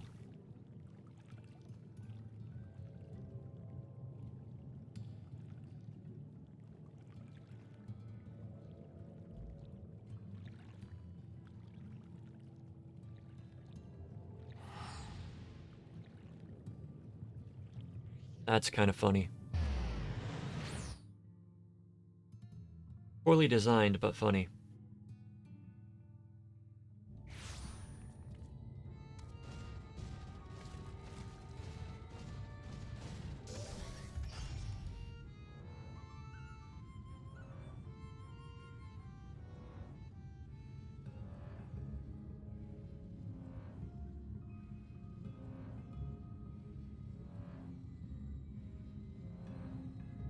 Got one more fight like that, I believe.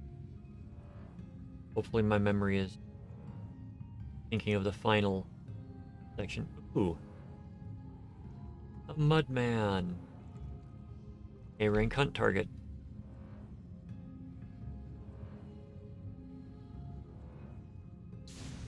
Let this... not the difficult one.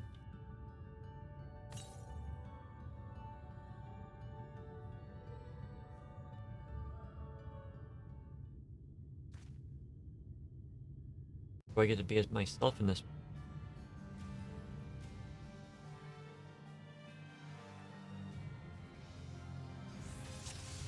I am myself.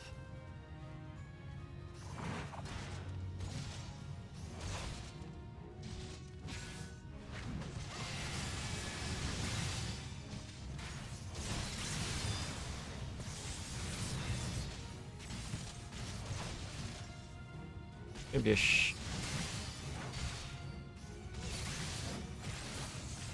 You ever say something and it's like the exact opposite of what you are wanting to say? But because you thought of the opposite one that came out instead of... Yeah. Never mind, my brain just isn't working right now. Saying it's gonna be a long fight when I meant to say it's gonna be a short fight. Opposite of that. Yeah, see, I just did it again. Oh, we don't want to do Holy Spirit.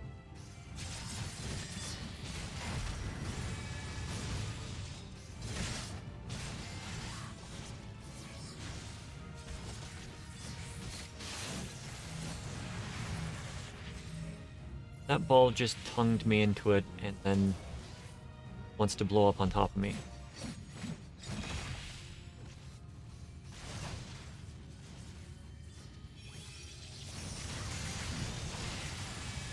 Explanation, most of the enemies that do a draw-in like that are a lizard or a frog. So the draw in is a tongue attack.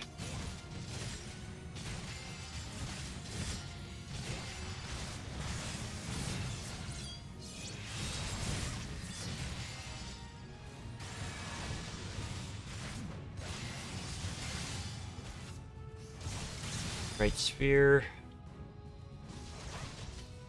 Got it. Crisscross.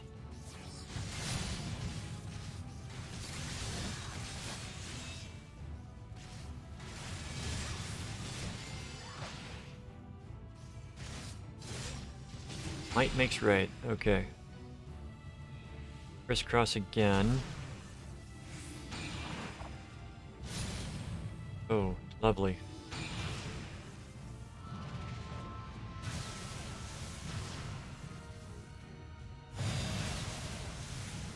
Alright, so, I'm glad I've got a heal.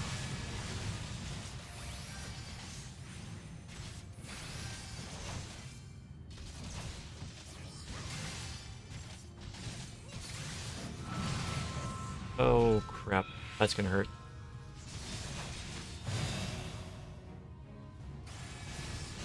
That did not hurt.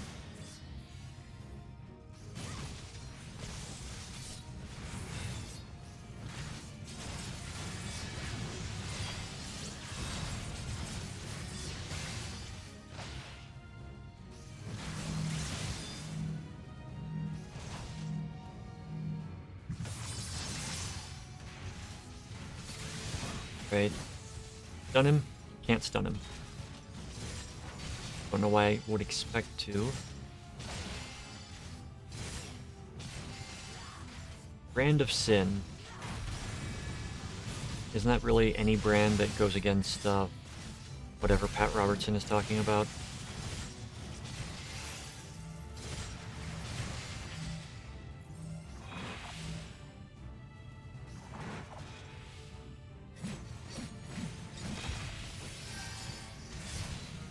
Heal yourself, you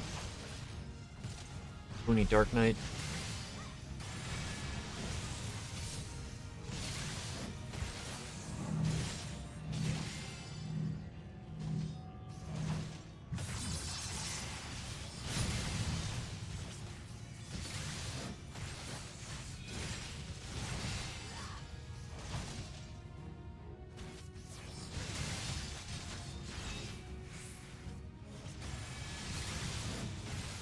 Funny, some of these types of fights, you don't have the control over the enemy. You don't have the control over the NPCs that you're with, but if the NPC dies, then you're kind of screwed too.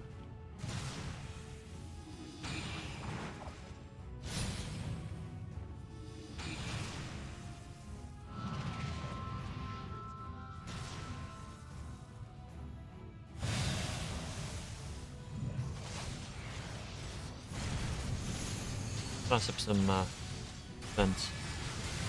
So it's kind of funny that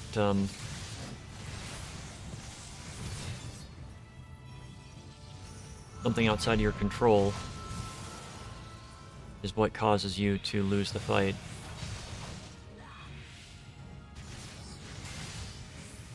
But usually in those fights it's because of a lack of damage. Your character is undergeared for doing the fight.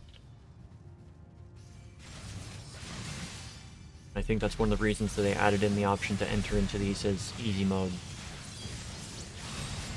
Because some people just want to advance the storyline without having to, you know, spend, what, 6 minutes on a single fight?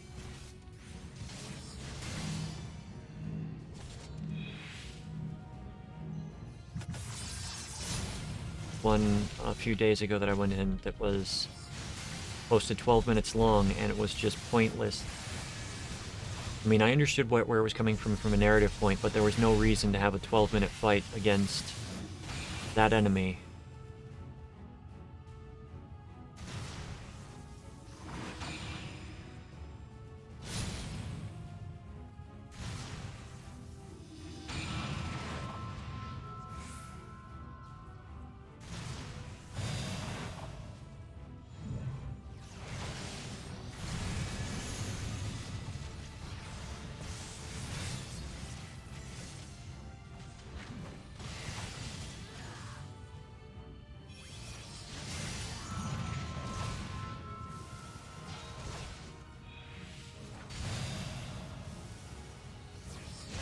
Almost down. Get the crap out of him.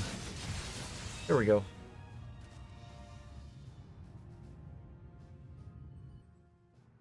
This should give me what I need to progress the storyline.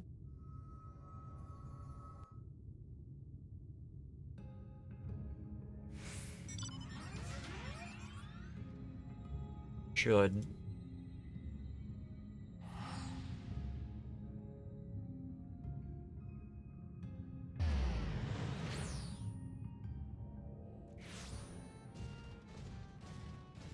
Wholeheartedly endorse watching the storyline in this. The storyline is really good. Even for some of the side quests. Wonderful jokes. A lot of puns.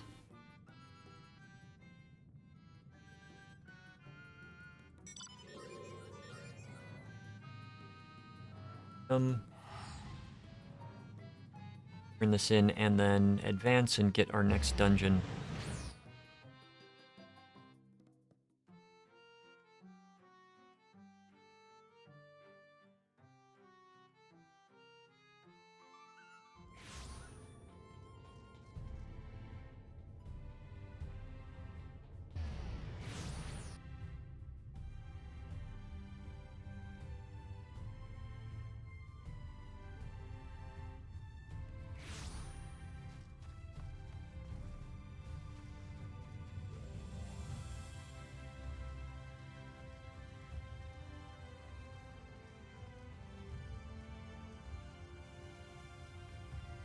If this doesn't do it, I'm going to have to look up how to do it because I thought that this...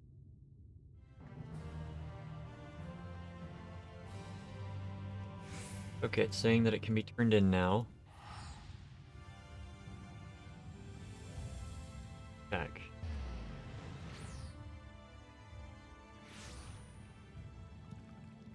We can turn it in now. Okay. So yeah, that is kind of funny. You need to do a level 80 quest before and get a level 79.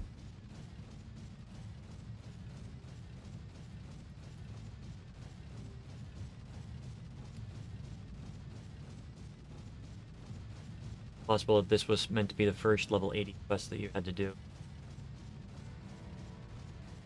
Main storyline quests, but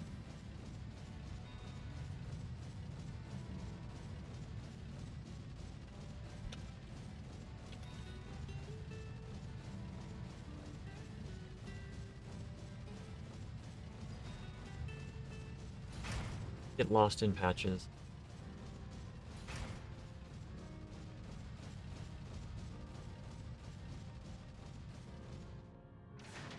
Right, Grenold.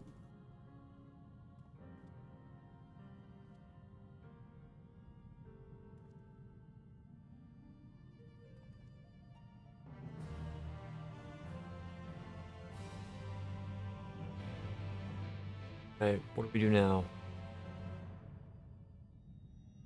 From skip. Deliver a lamp.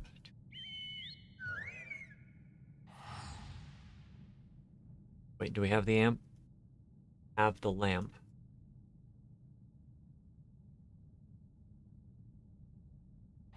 More than once I have teleported away after being told you have to pick something up, and it's just frustrating.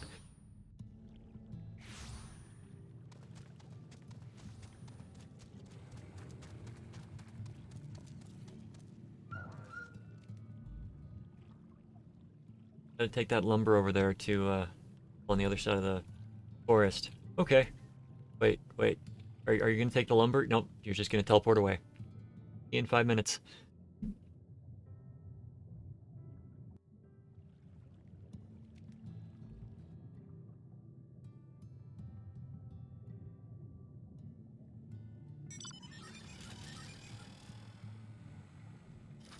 Right, Mr. Undo Guide.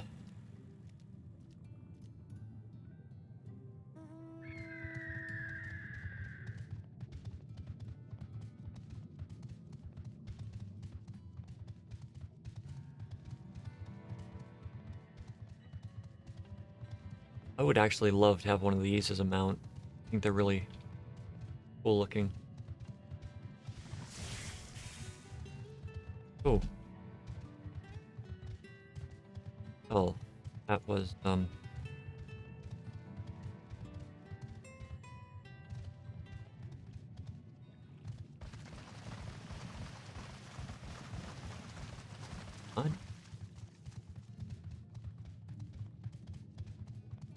Yeah. I went up when I was supposed to go down.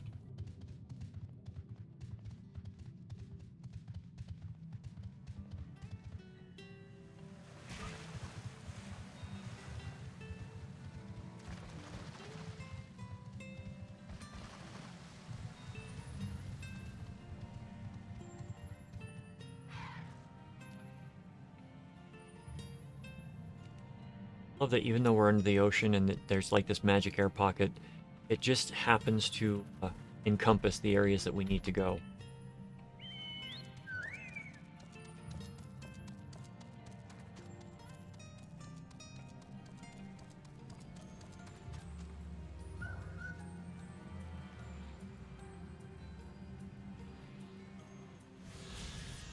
Gotta go down.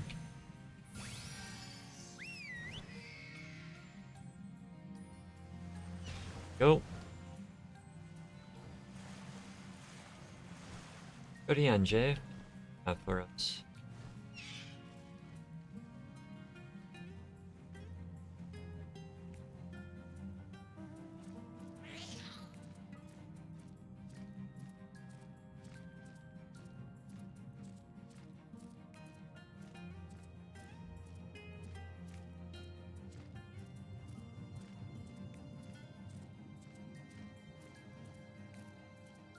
Plant white, fibrous, e-life.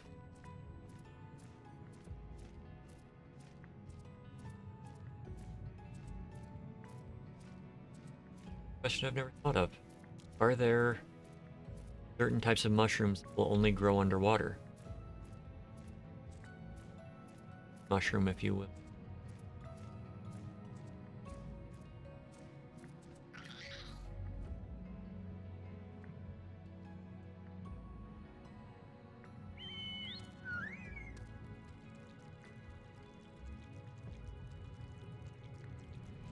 I know there's some fungi that will.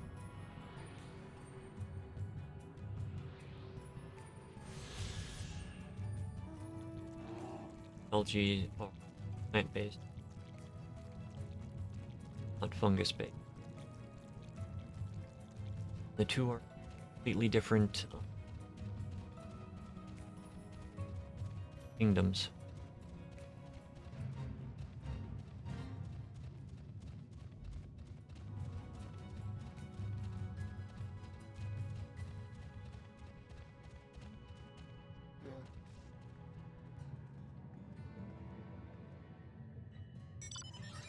You made me dismount for that. Expect that from Alphanaud, but not from you.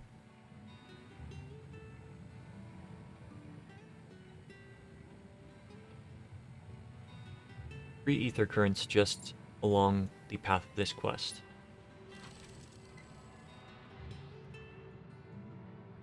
I think that's where we're supposed to go.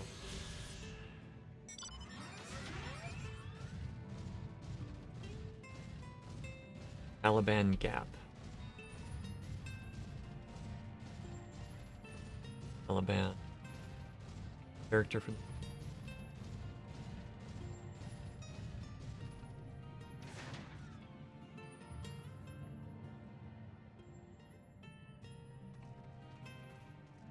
Oh, look, the force field's down.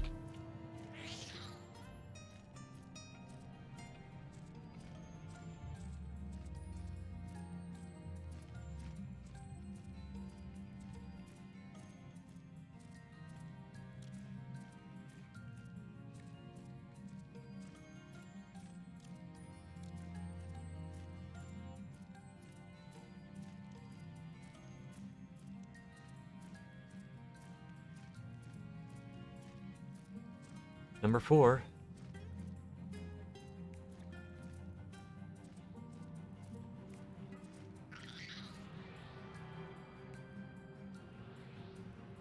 Got 5 total ether here.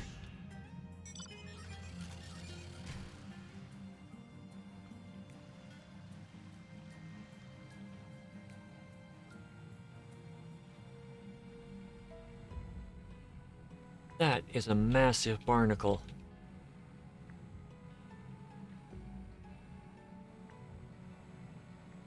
Gigantic barnacle. They weren't filter feeds. Be terrifying.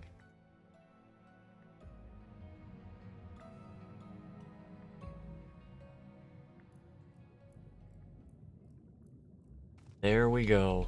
That's what we were looking for.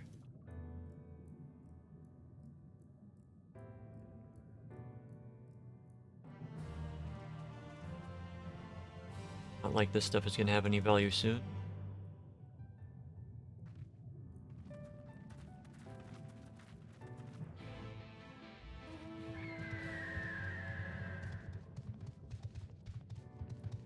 To the sea. Giant city from eons ago.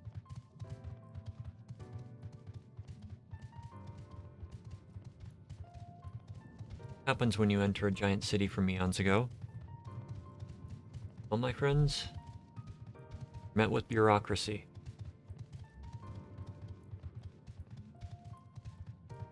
Stamp, your name, sign documents, stamps, stand in lines, and just be disaffected. General.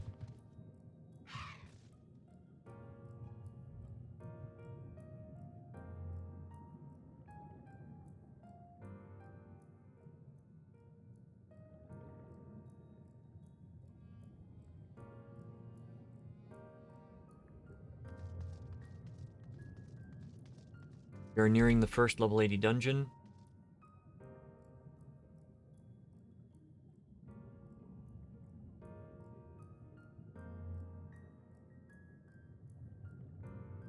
There is a lot to be learned down here, so take your time with the story, quests.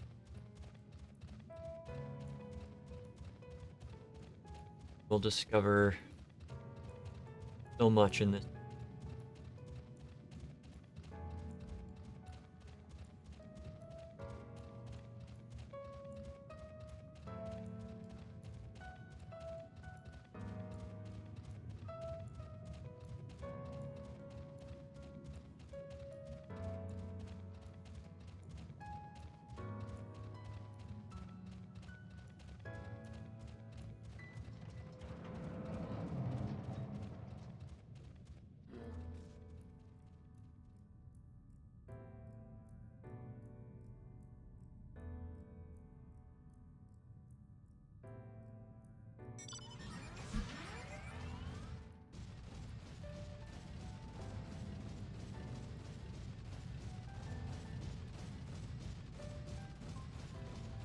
Looks kind of like the Art Deco style.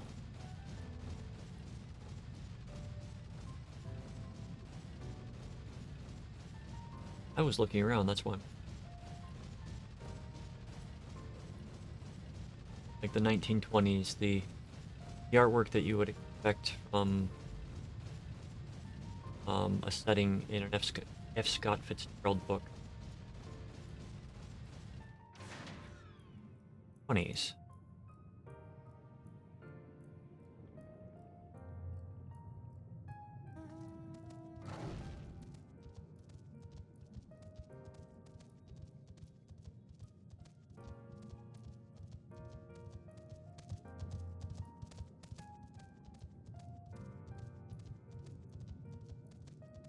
Go and grab that right soon. Hey, there's another person here.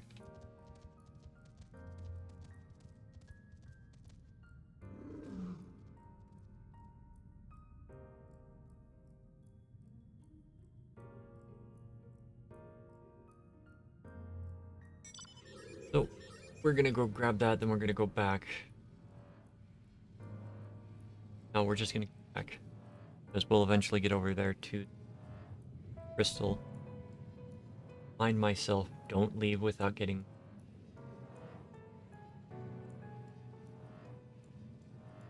Times already. Half a dozen at least. And it's funny because I'll be saying, now remember when you get into this area, self to the Aetheryte and immediately ignore it, right?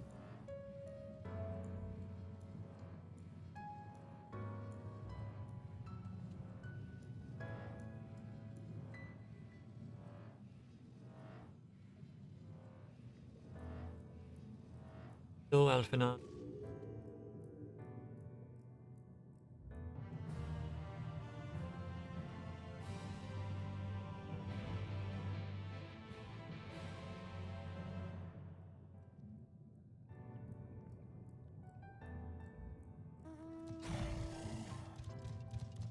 Community cohesion is going to be one of the... Now these are just the quests to get the remaining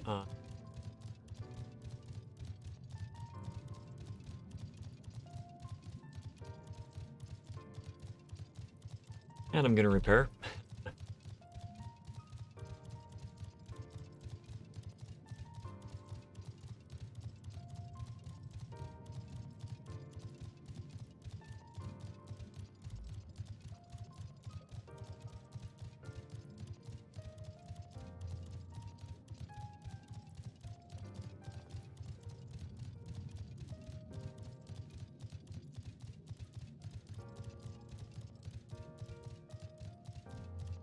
November 6th. 21 days. The expansion comes about 3.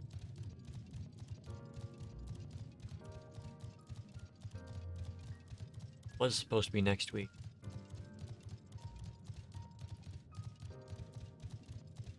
Just a leveling trick.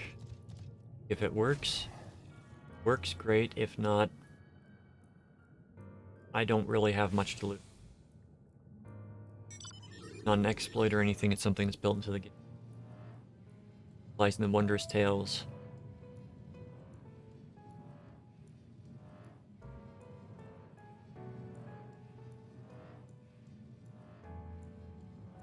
You do have to go by the... get it.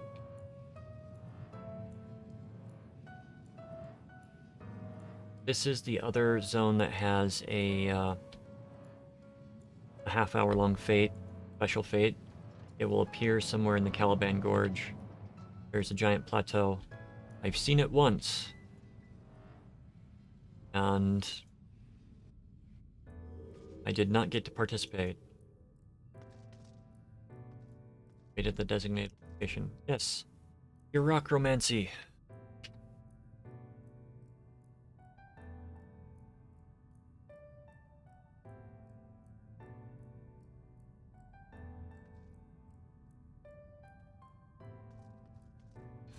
Friends? No, we don't want to cast a heal. Row of the Secretariat. We're gonna go horse racing.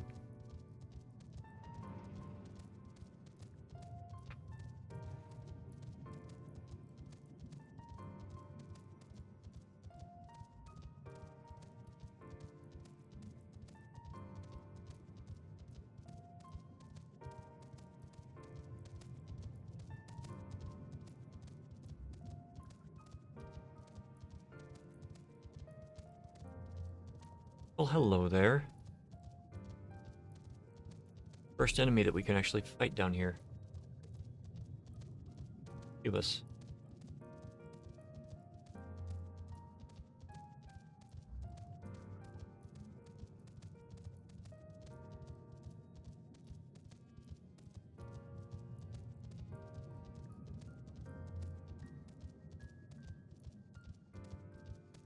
City beneath the way.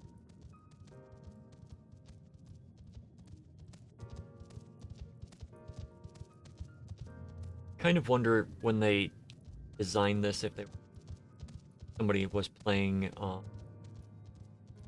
Bioshock, because it kind of gives off that, because it's got sort of the Art Deco look and the city is underwater.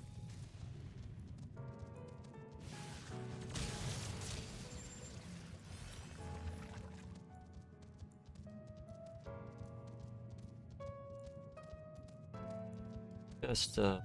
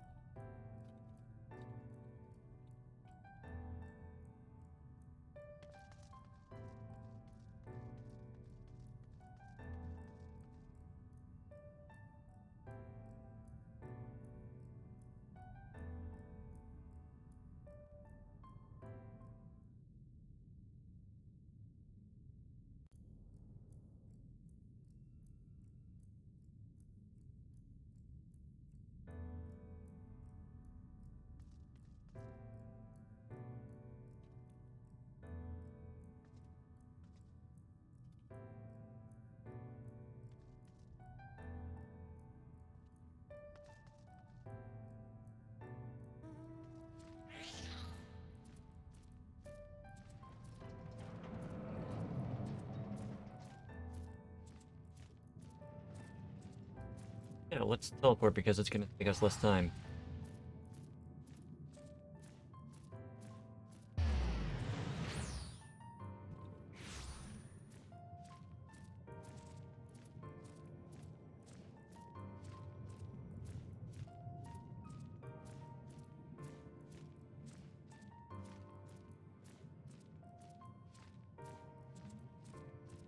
Basically, everything that you learn down here leads up to the duty that we're going.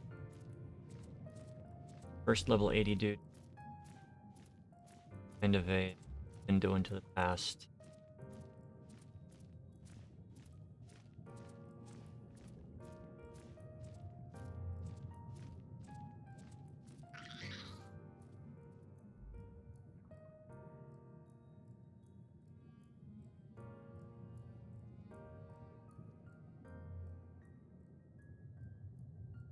Battle dance again.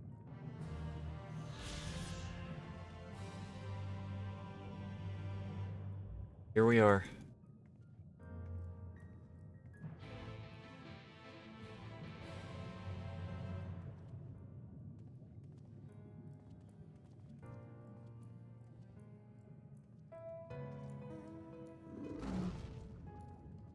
I'm not gonna mount this time. I'm gonna have to talk to Thancred or Ystilla. Yep. Once. Twice. Still shame on you. I didn't see Rin there.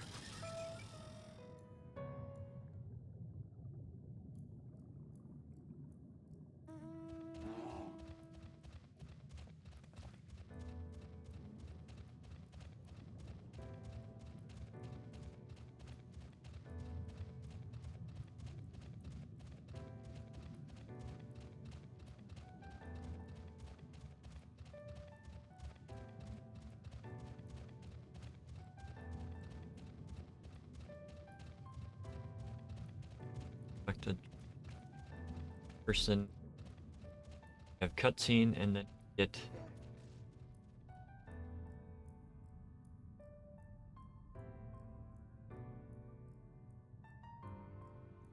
night person, have cutscene.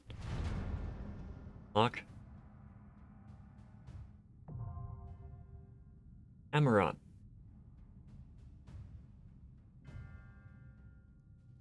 Don't know if it's Amaro or Amarat.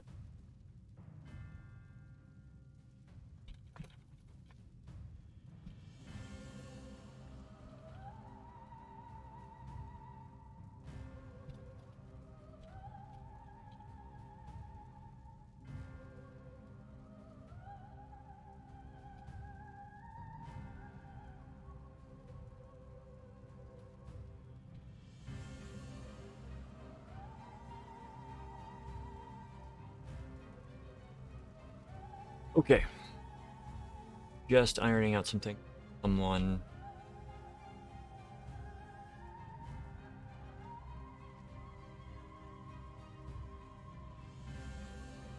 Amarat.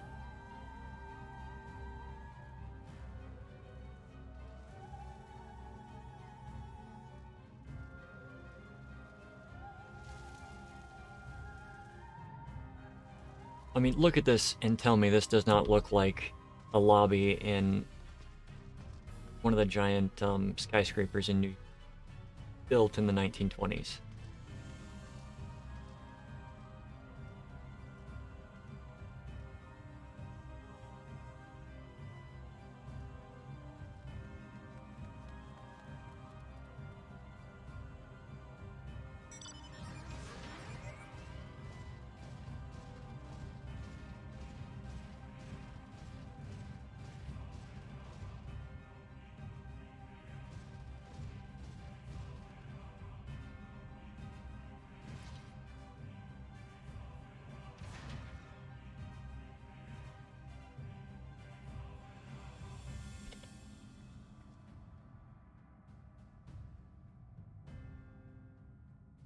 Quality con.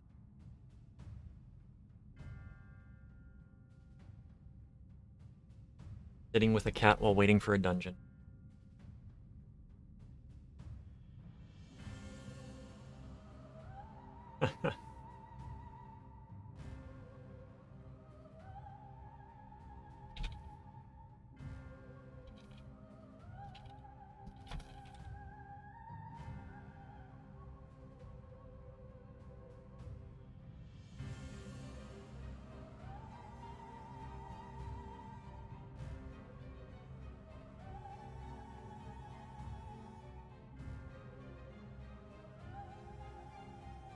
It rolls over on its side. Remember where to get the fat cat fishing. Or from retainers. Speaking of, I still need to send my armadillo to main character.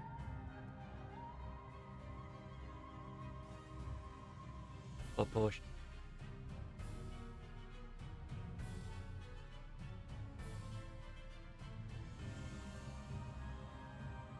Important thing in getting new armor for me is always dying at the appropriate. Of course, every less green character.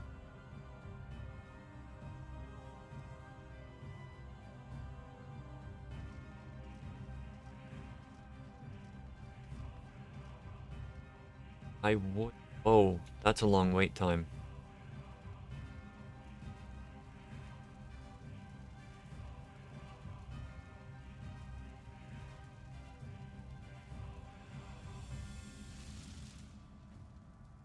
Well, I could go in with the trust. Go in instant. Alright, we're gonna draw Guardian and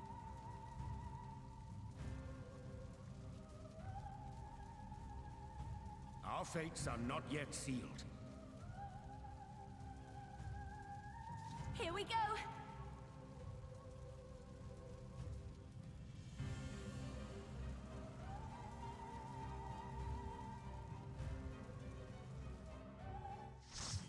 Amarat.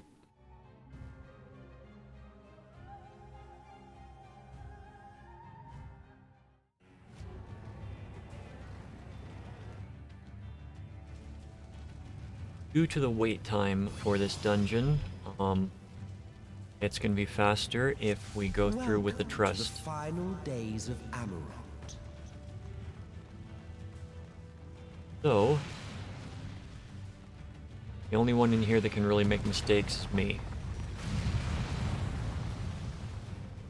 The fabric of our star began to fray, and the unchecked energies of creation began to malform beasts. So, it's going to go a little bit slower because we are in a trust, but there shouldn't be any wipes unless I die. And in a trust, if you are the only one that dies, then it doesn't matter what your position, you have to restart.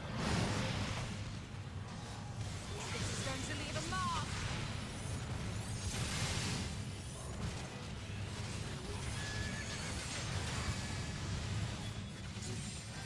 You, but over here. Let's. Oh, that's why. You're a bomb. Sitting here wondering why are you not aggroing me? The answer is simple.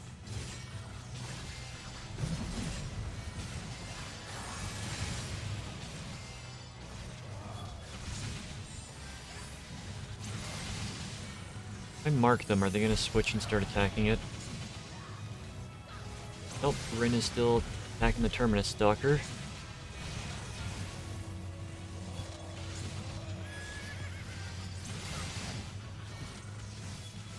Take this!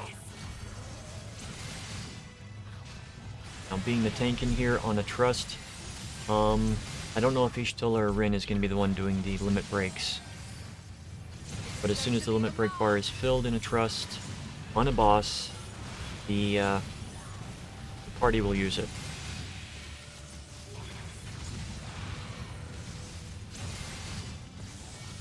Be aware of that.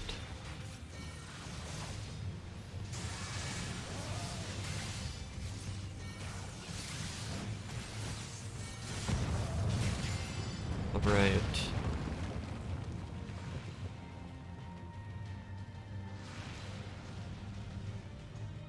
Avoid the falling tree.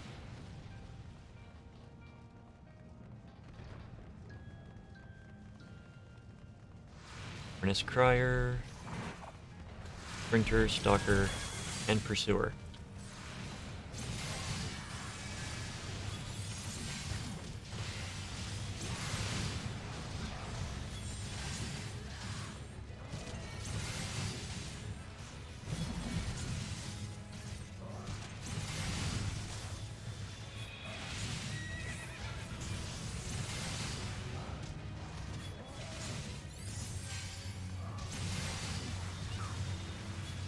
So it looks like they go with the same, little bit with the same mentality of the Chocobo. If I switch to the Terminus Stalker, they should all switch and start fighting the Stalker too. Even though the Crier is the lower... Yep. Okay. So I've either figured out or remembered how to deal with kill order. You just have to select the next one you want to target, and the people will go with you.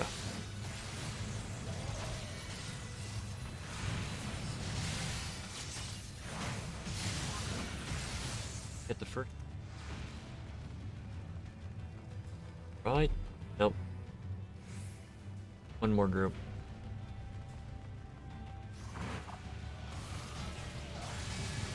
We've got another one of these guys. Oh, and it's attached to the healer this time.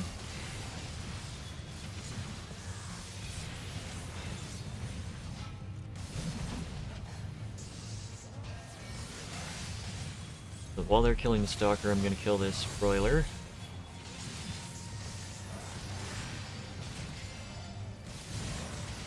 Kind of a sad state of affairs when, Now I've got you.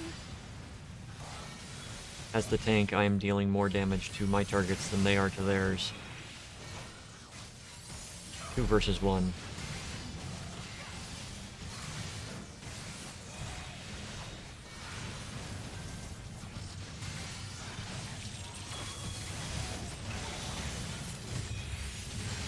I'll show you.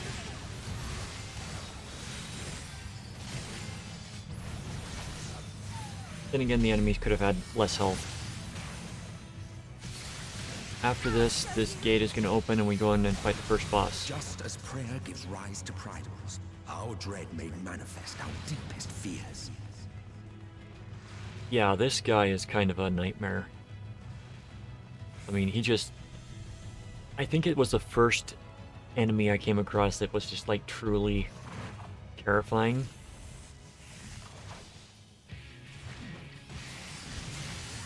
Just based upon what it looks like. Because it's got mouths all down its sides. Got Miss Breath. Want to dodge out of it.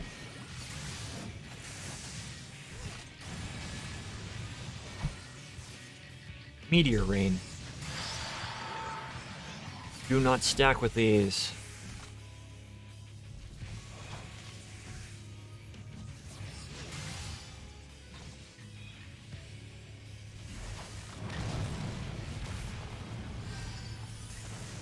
Okay.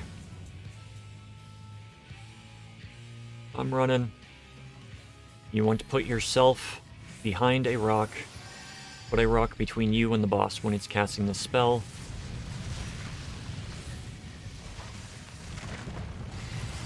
Crap. And then try not to get hit by the attack that comes after.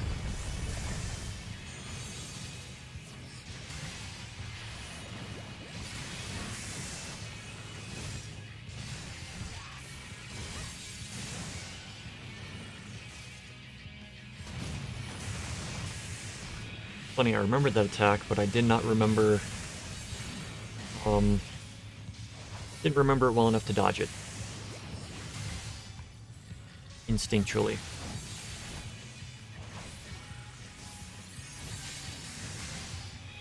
Comes the Meteor Rain again.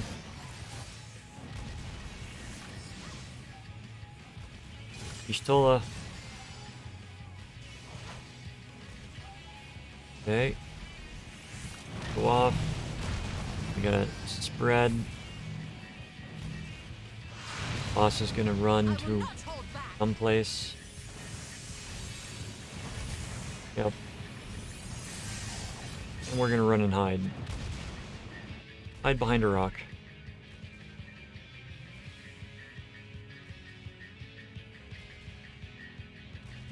Don't forget to dodge these things too and try to stay behind the rock when it happens.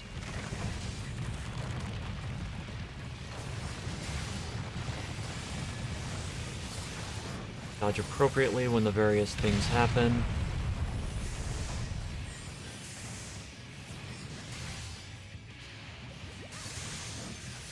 Together we shall overcome this.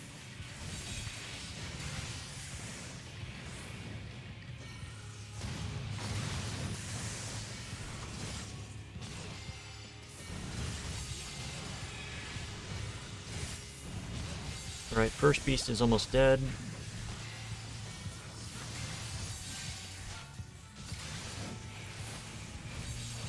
Got another cycle of meteor rain.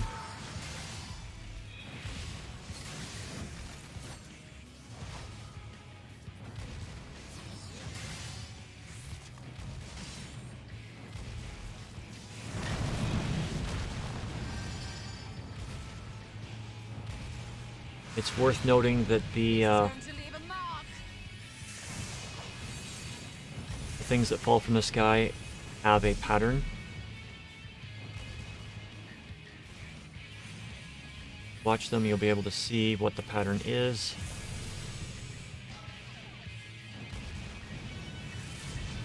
And you can figure out where you're supposed to stand.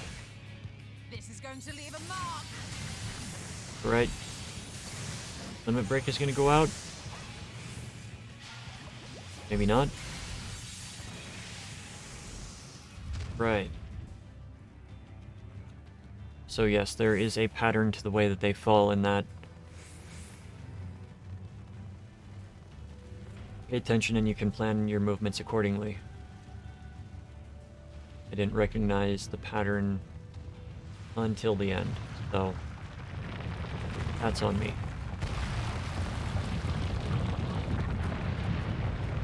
Gotta say, this is the best party that's been in this town in a long time.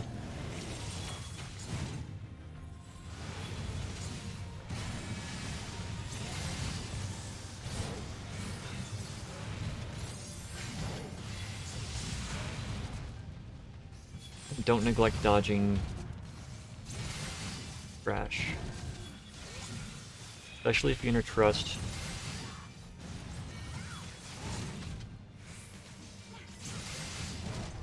They are not going to... They'll dodge most of the stuff. But if you don't dodge, they're not going to do anything to help you. In the way the trust healers work, it's like not always going to be a cast. Like they've got a delay between their attacks. Their heals, their attacks. It's one of the reasons that it goes so slowly is because it's not on the normal global cooldown. It's like everything is base global cooldown plus like 10%. Or that's what it feels like.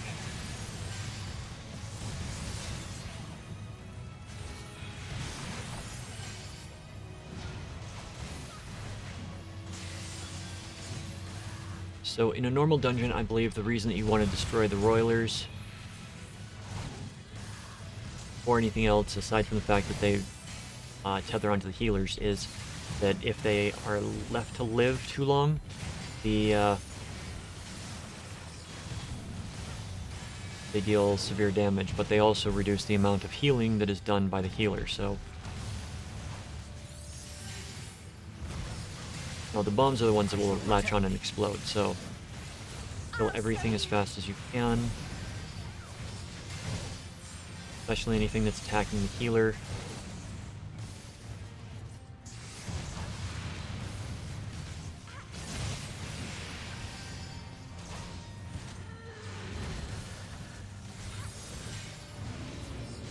Everything seemed to change targets right as they got to a sliver of life. Trusts are weird. Trusts are definitely weird. And if you're planning on leveling up your trusts, The land buckled. The they cities will take burned. quite a The bit waters of time, ran red with like blood. 2 to 3 runs per dungeon per character. And granted, you can get a few characters in at the same time. But, not always that lucky.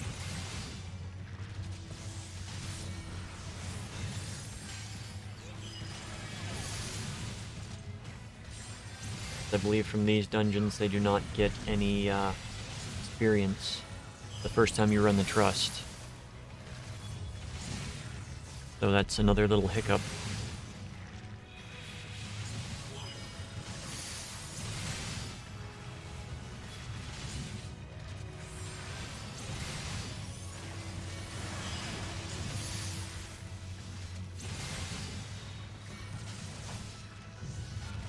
Let's start single targeting them down.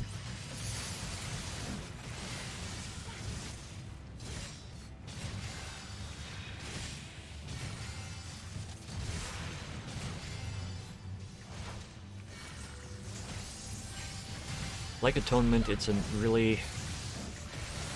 powerful attack. You get 3 of them in a row. Okay, we want to pull this one first. The bomb. In a normal dungeon, I believe that they will actively explode if you do not kill them within the appropriate time limit. They'll tether to a random player.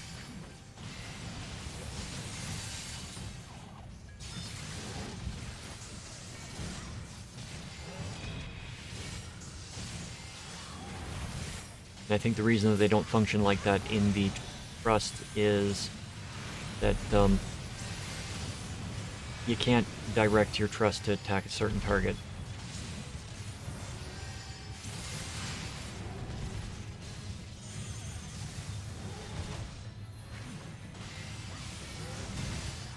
And coming into a trust with a DPS does not guarantee it's going to go faster. Because you will be the only one that's actually dealing optimal DPS. Everyone else is going to be substandard.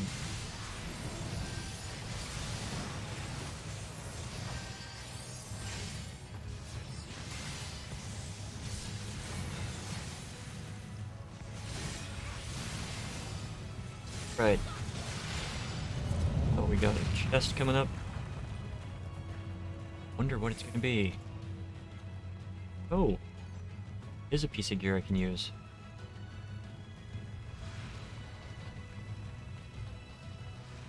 Oh, we were already at the second boss. Very nice. Terminus Bellwether.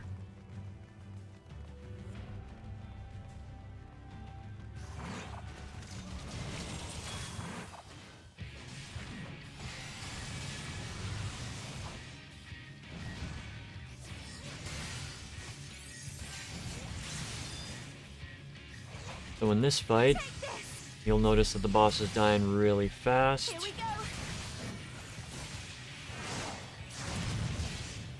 That's because it summons ads.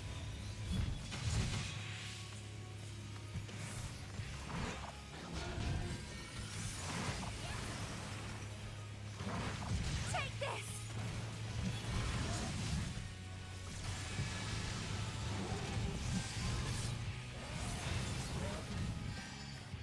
You let the DPS, in this case, deal with them, then focus on these. And toss a heal onto Rin.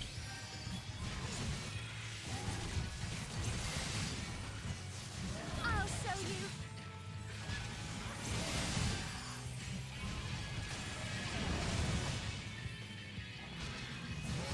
Okay, let's get these guys down. Get the Bellwether back down here, and we can... Great. Okay. So we focus the Roiler while we gather everything else up.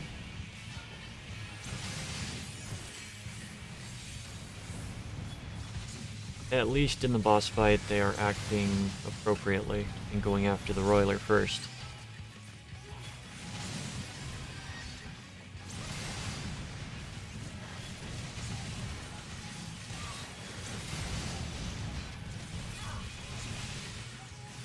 Now that everything that is a threat is down, all these guys down now.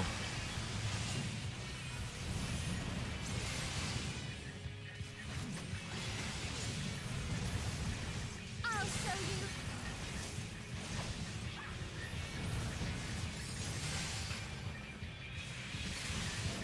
Dodge. More. Okay, I did not remember this fight at all then.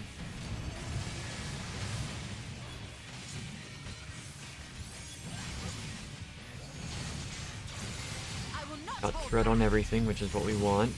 Up a cooldown just to help with heals.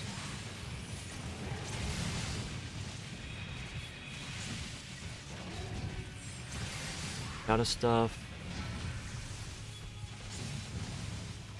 So this fight is more or less just a lot of ads. And once the ads are down, finish off the Bellwether. Just like up there being right bastard.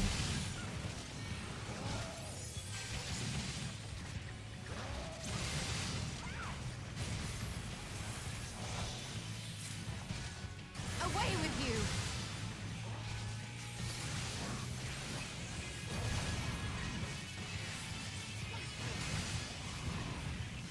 Alright. Last one, and then the Bellwether comes back.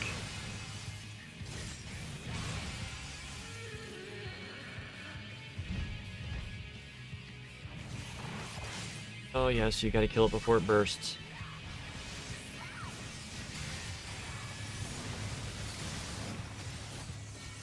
Just kind of where you want to save the limit break for if you've got a limit break.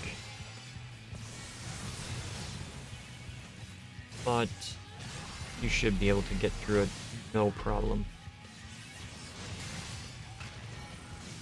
And without said limit break. Yet this was far from the worst of it. Come, Open the and chest. I will show you. Alright. 2 out of 3 down. Just a little further. And you will see the end of a world. Right, so that right there is the last boss. While you're fighting here, gotta deal with dodging its attacks.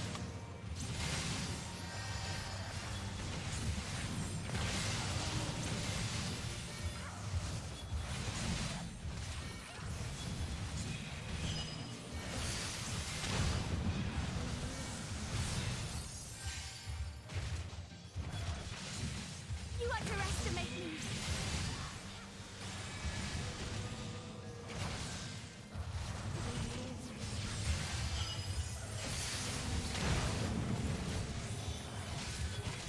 Actually a pretty cool looking boss. Like Baba Yaga's hut on steroids.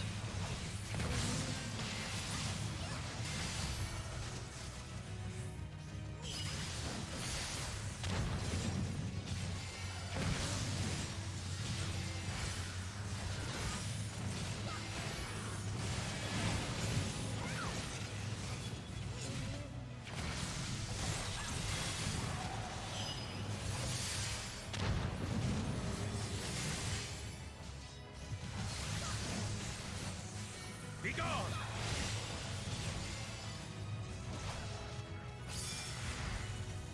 Right. That one's taken care of. Got a detonator.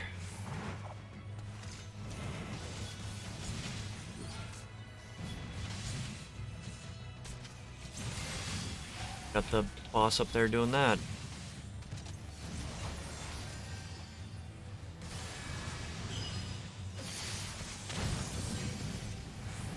shall protect thee. Kind of curious. I've never tried it, and I can't really. I don't think I can do it in a trust really. But grabbed the enemies and dragged them down there with the boss returned down there. Suppose it's not worth really checking out.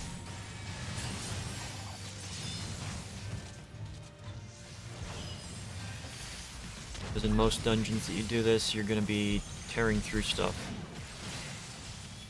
Even if it's people that are just like progressing the storyline, you'll go a lot faster than you will in a trust.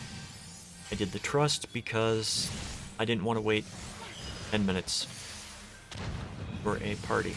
So I was impatient, I just wanted to get in here. It's going to take about the same amount of time.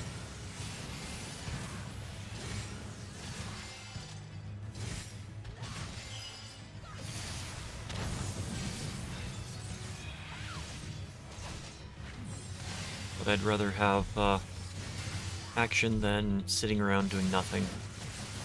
The star was fading. We saw we had to weave its laws anew. Okay.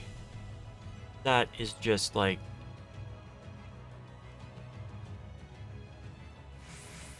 And we can't look all the way up to see what directly above us, but that is just cool.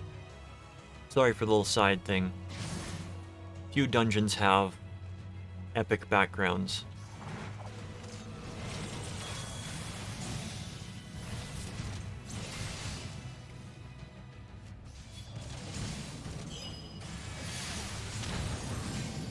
I shall protect thee.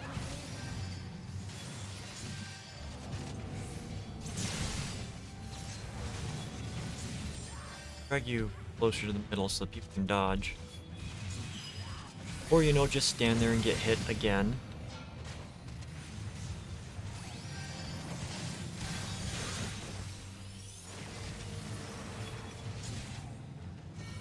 I'll show you.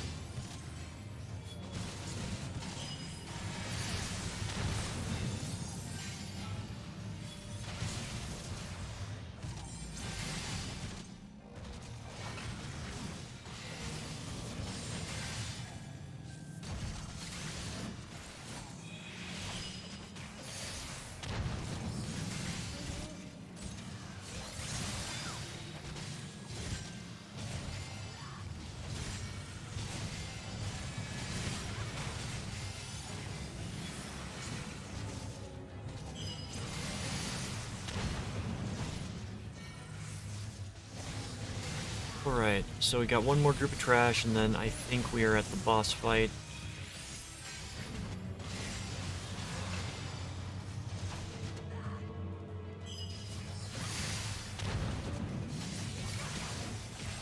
What I'm gonna do is I'm gonna stun that.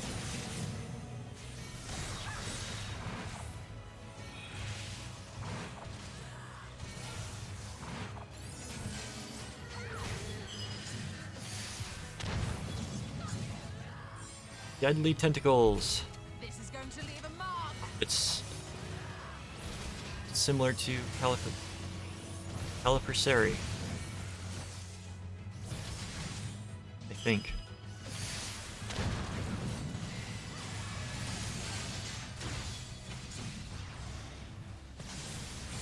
I've only died a few times in a trust, and one of them was to test the whether or not I would get a battle res, because if one of your friends dies, and then the healer will do a battle res, or if you've got Alice, she'll do one as well. Away with you.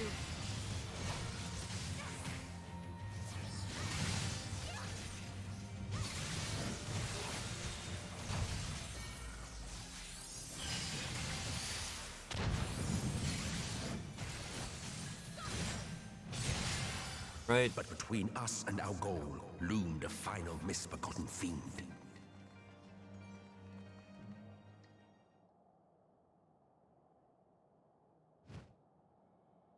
Go. Last boss of this dungeon. Alright, so before we get into this boss fight, take a look at the battlefield. These little tiny squares off to the right and the left are going to be places that you are going to be hiding in.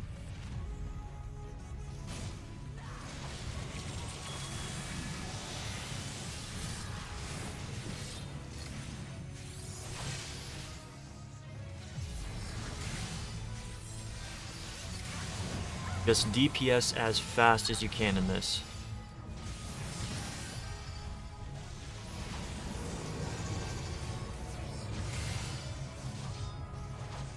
When it starts casting that skill, you want to run off and stay off until it's done. Right, boss is going to do a point blank or an epicenter AoE. Comes forward, deals damage. I shall protect you. Shadow Wreck deals damage to everybody. Deathly Ray, you're going to get heads on the side, want to be standing.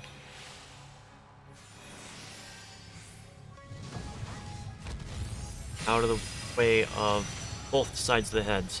One side should appear first and the other side should appear.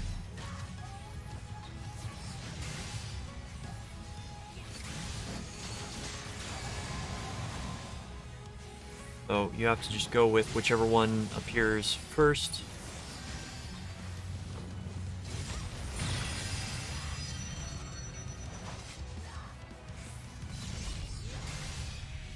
Alternately, it can be fired out from the boss itself. Very difficult to pay attention to where things are going to be coming from,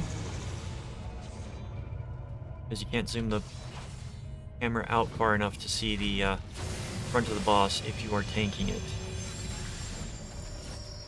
I will not hold back. Okay. I'm gonna run back. Take damage from the charge.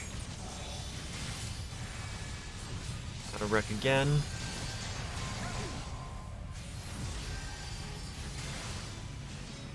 Deathly Ray. Looks like the right side's going to go first this time. So they will appear at the same time, but if you watch the faces, you'll be able to see which side is going to go first. The side that has like active movement is the telling sign for that.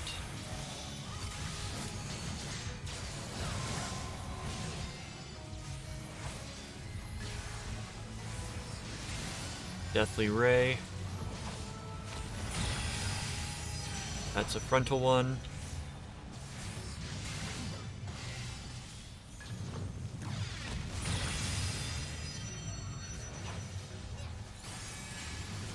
Gloves are off.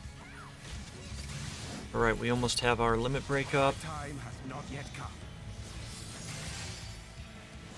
Oracle, give me strength. Comes the last apocalypse. Well, the last apocalypse that,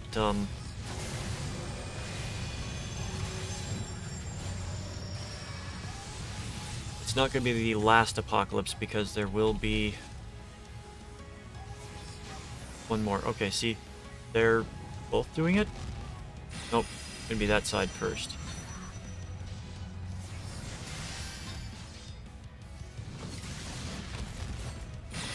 You just gotta pay attention to the heads on the sides when this is going on. It's hard to tell.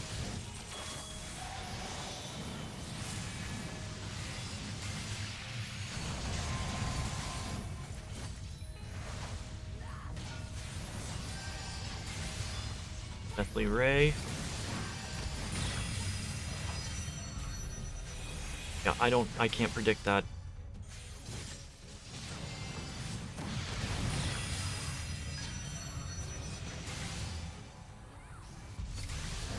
Alright, we should be getting the next Apocalypse momentarily. Oh, Shadow Wreck. If you don't have the DPS to kill the boss, you'll basically be apocalypsed out of existence. But because I am in the trust, it is designed to not allow the failure.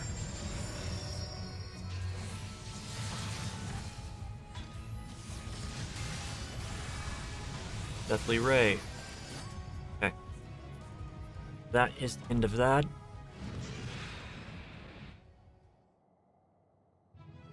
Hope you found this informative. If you have to go through on trust, remember just try to do everything that you're supposed to do. It might be difficult at times, but you'll get through it. If you have to, mark all 3 of your companions and then move with the non-tank. You don't want to be standing on the tank unless it's a stack mechanic. That is going to be the end of the stream today. Get out. Skip the cutscene. Okay, that's not going to be the end of it. Take care of Dying Gasp. And I am going to get out of here because this music will come up on the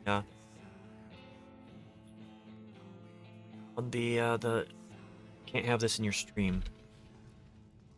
DMCA, that's the word.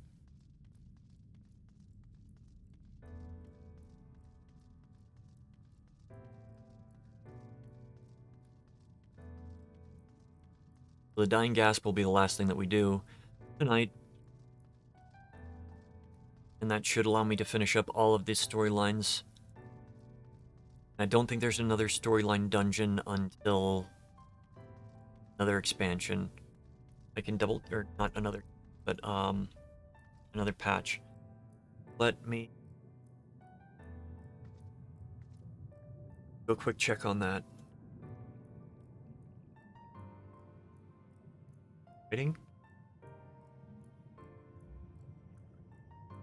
Yeah, Amarot is the last duty before things start to progress.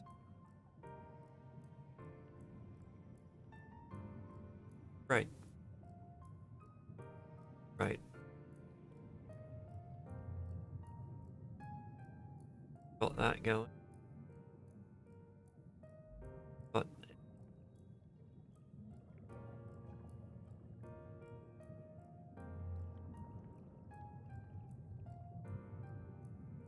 okay. So, I apologize for lying about that being the last dungeon. I forgot that they like to do that kind of thing. By that kind of thing, I'm referring to dungeon then trial, even though they've done it for every single expansion beginning. Final dungeon, then a trial immediately after.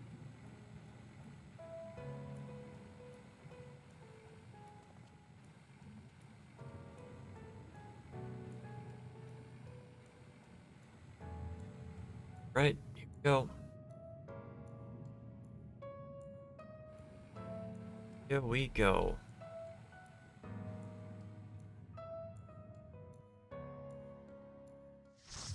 The Dying Gasp.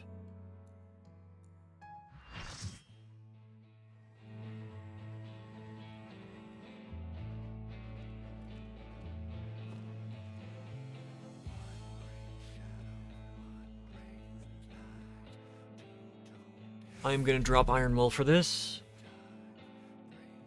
because I am definitely not the better geared here, and I don't remember this fight very well, so we will be relearning it together.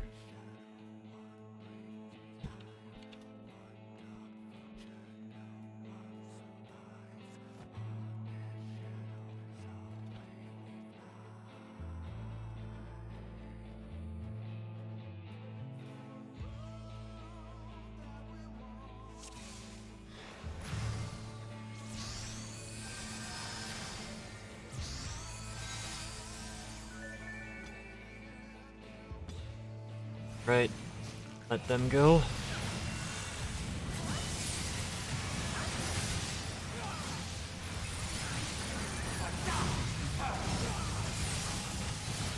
Ravenous Assault. Ravenous Assault, I did not see what that did. That may have been a tank buster that was blocked. Okay, for this, you will see that there are spikes that are going to be pointing either direction. So you just have to adjust and move to a position where you can avoid getting hit. Spread out. Don't stack on others.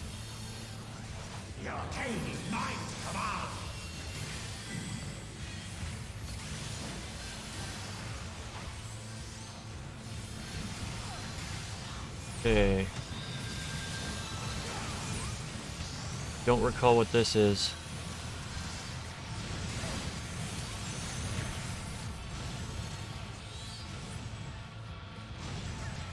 Oh, okay. So those things are going to come down, and you don't want to be standing near it. It's going to explode for the size of the ring. So you do not want to be standing by any of the ones that come down.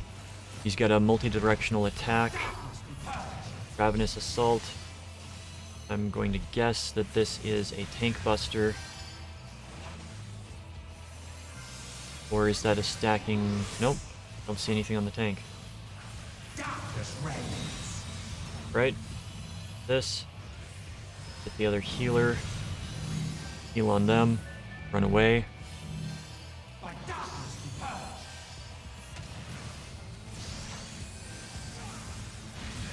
Alright, so I think that's most of the mechanics in this first part of the fight.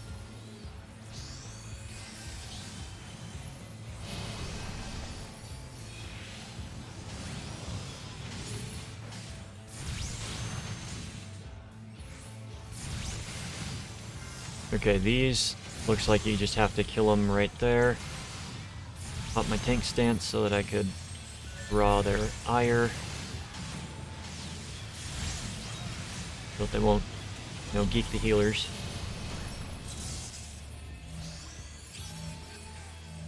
A stack mechanic. Somebody that shouldn't have been stacked with the stack mechanic.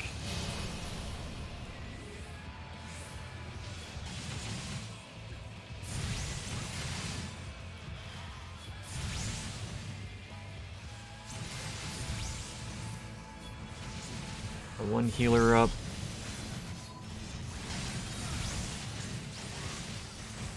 Trying to get everybody down.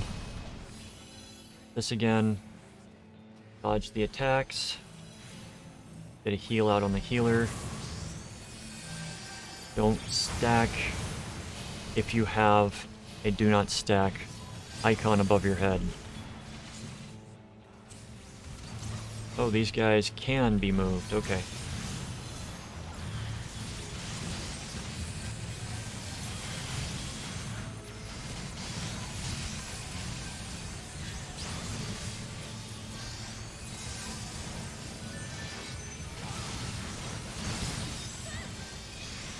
Alright, was that the last group? That was the last group.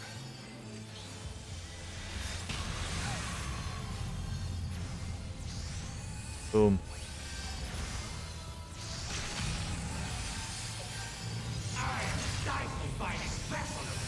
Alright, we have entered into the official Phase 3. Even though some might call it Phase 2, the transition phase I count as a phase.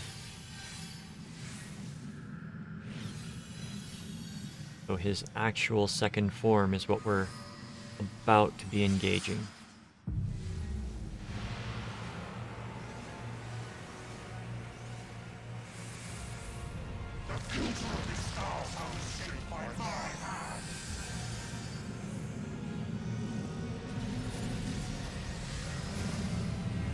Get close. I don't know if this shares the same threat as the previous phase. It looks like it does not. So I'm going to drop Iron Will, start beating the crap out of this guy. He has a large hitbox, So you can tank him from pretty much anywhere. Okay. The Titanomachy. Nope, that was something that you did not want to be in the middle for.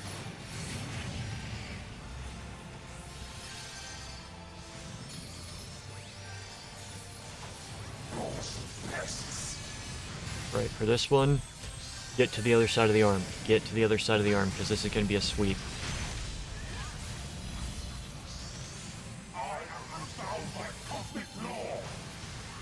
Polydegmon's Purgatation.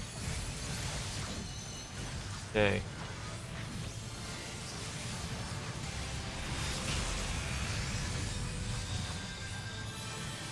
Gonna heal on the healer. Hellborn Yop. This, drag it to the side, because this is gonna be something you do not want to be standing in. Echo of the Lost. I'm gonna get hit by that. Yep. I didn't see that the arm had come over. Sweep Captivity.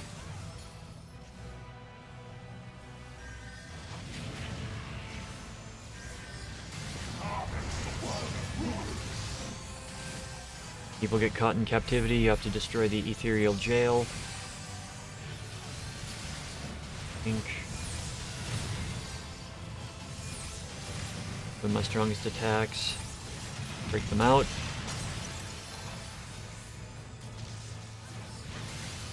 A lot of this fight is just paying attention to the marks on the ground and who gets marked with what.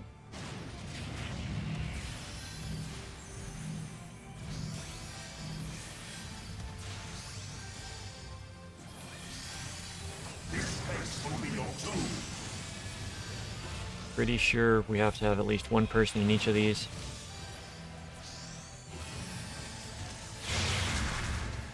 Or we get doomed and we all die.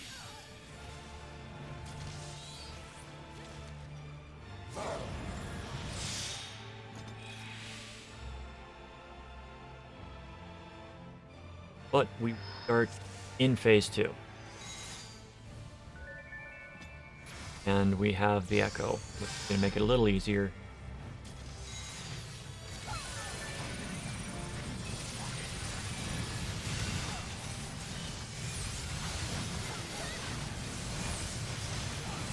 Okay, the Titanomachy.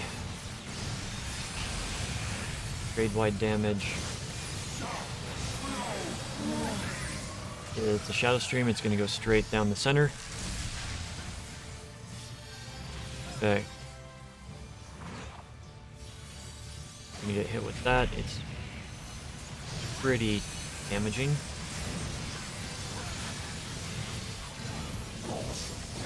Echo of the Lost. Move to the other side of the arm that comes up.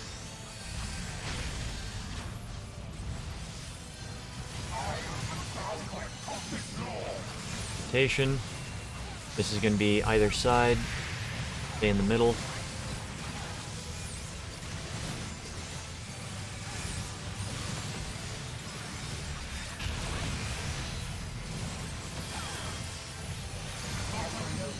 Hellborn Yop. Going to be targeting both the tanks. And that is a big yikes for me.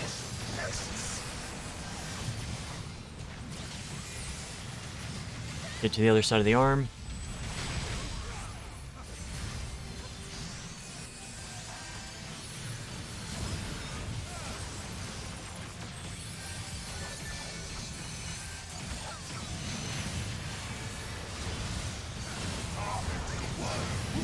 Okay, we got the jail. Break them out of the jail. Everybody's up, so it's going to be going faster this time.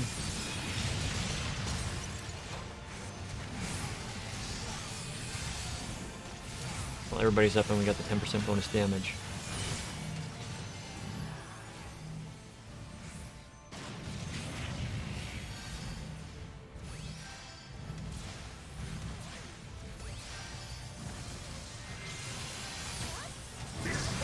lot to pay attention to in this fight. Okay, we got everyone cleansed. So when those 5 dots appear, you have to have somebody stand in each one, and it will cleanse the doom off everybody. Alright, Wail of the Lost, run to the direction so you don't get knocked off the side.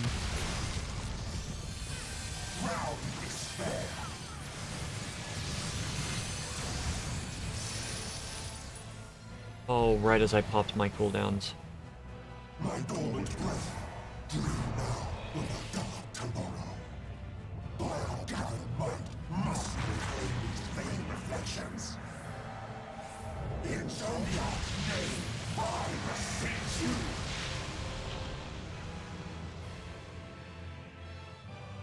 Okay. Active time maneuver, so be ready to mash the buttons.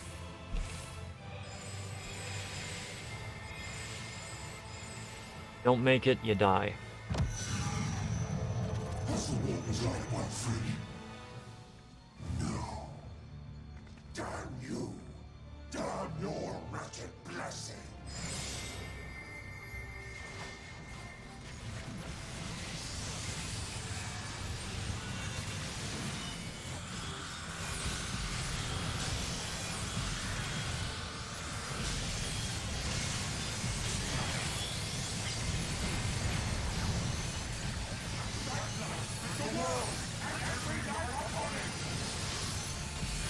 We don't want to do that. So this last phase is basically just doing as much damage as you can to the boss. And it's a DPS race. See who dies first.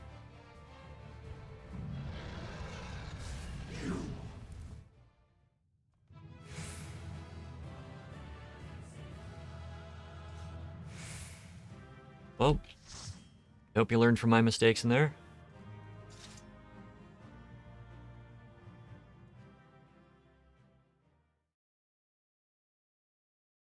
We get to skip a bunch of cutscenes.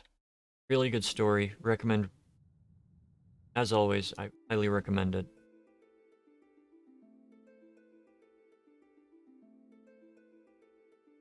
As soon as we are able to control our character again, going to find someone to raid.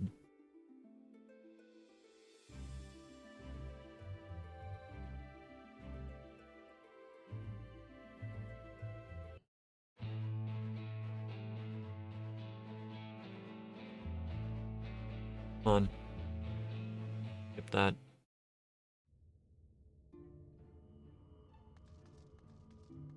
Alright. So, that is the end of the first part of Shadowbringers. We're going to be jumping in next time with some fun in here. Next stream may not be Final Fantasy XIV, it might be something else. But yeah, I'll see you tomorrow for whatever happens tomorrow. In the meantime, let us... who we can show some love to.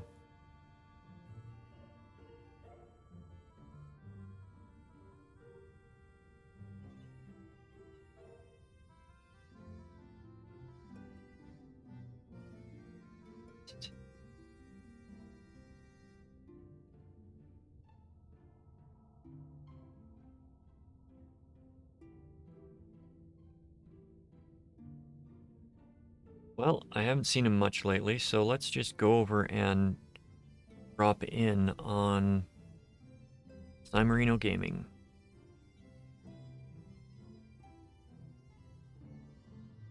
He just started, so should be here for a while. He's playing Celeste, which is a fun platformer.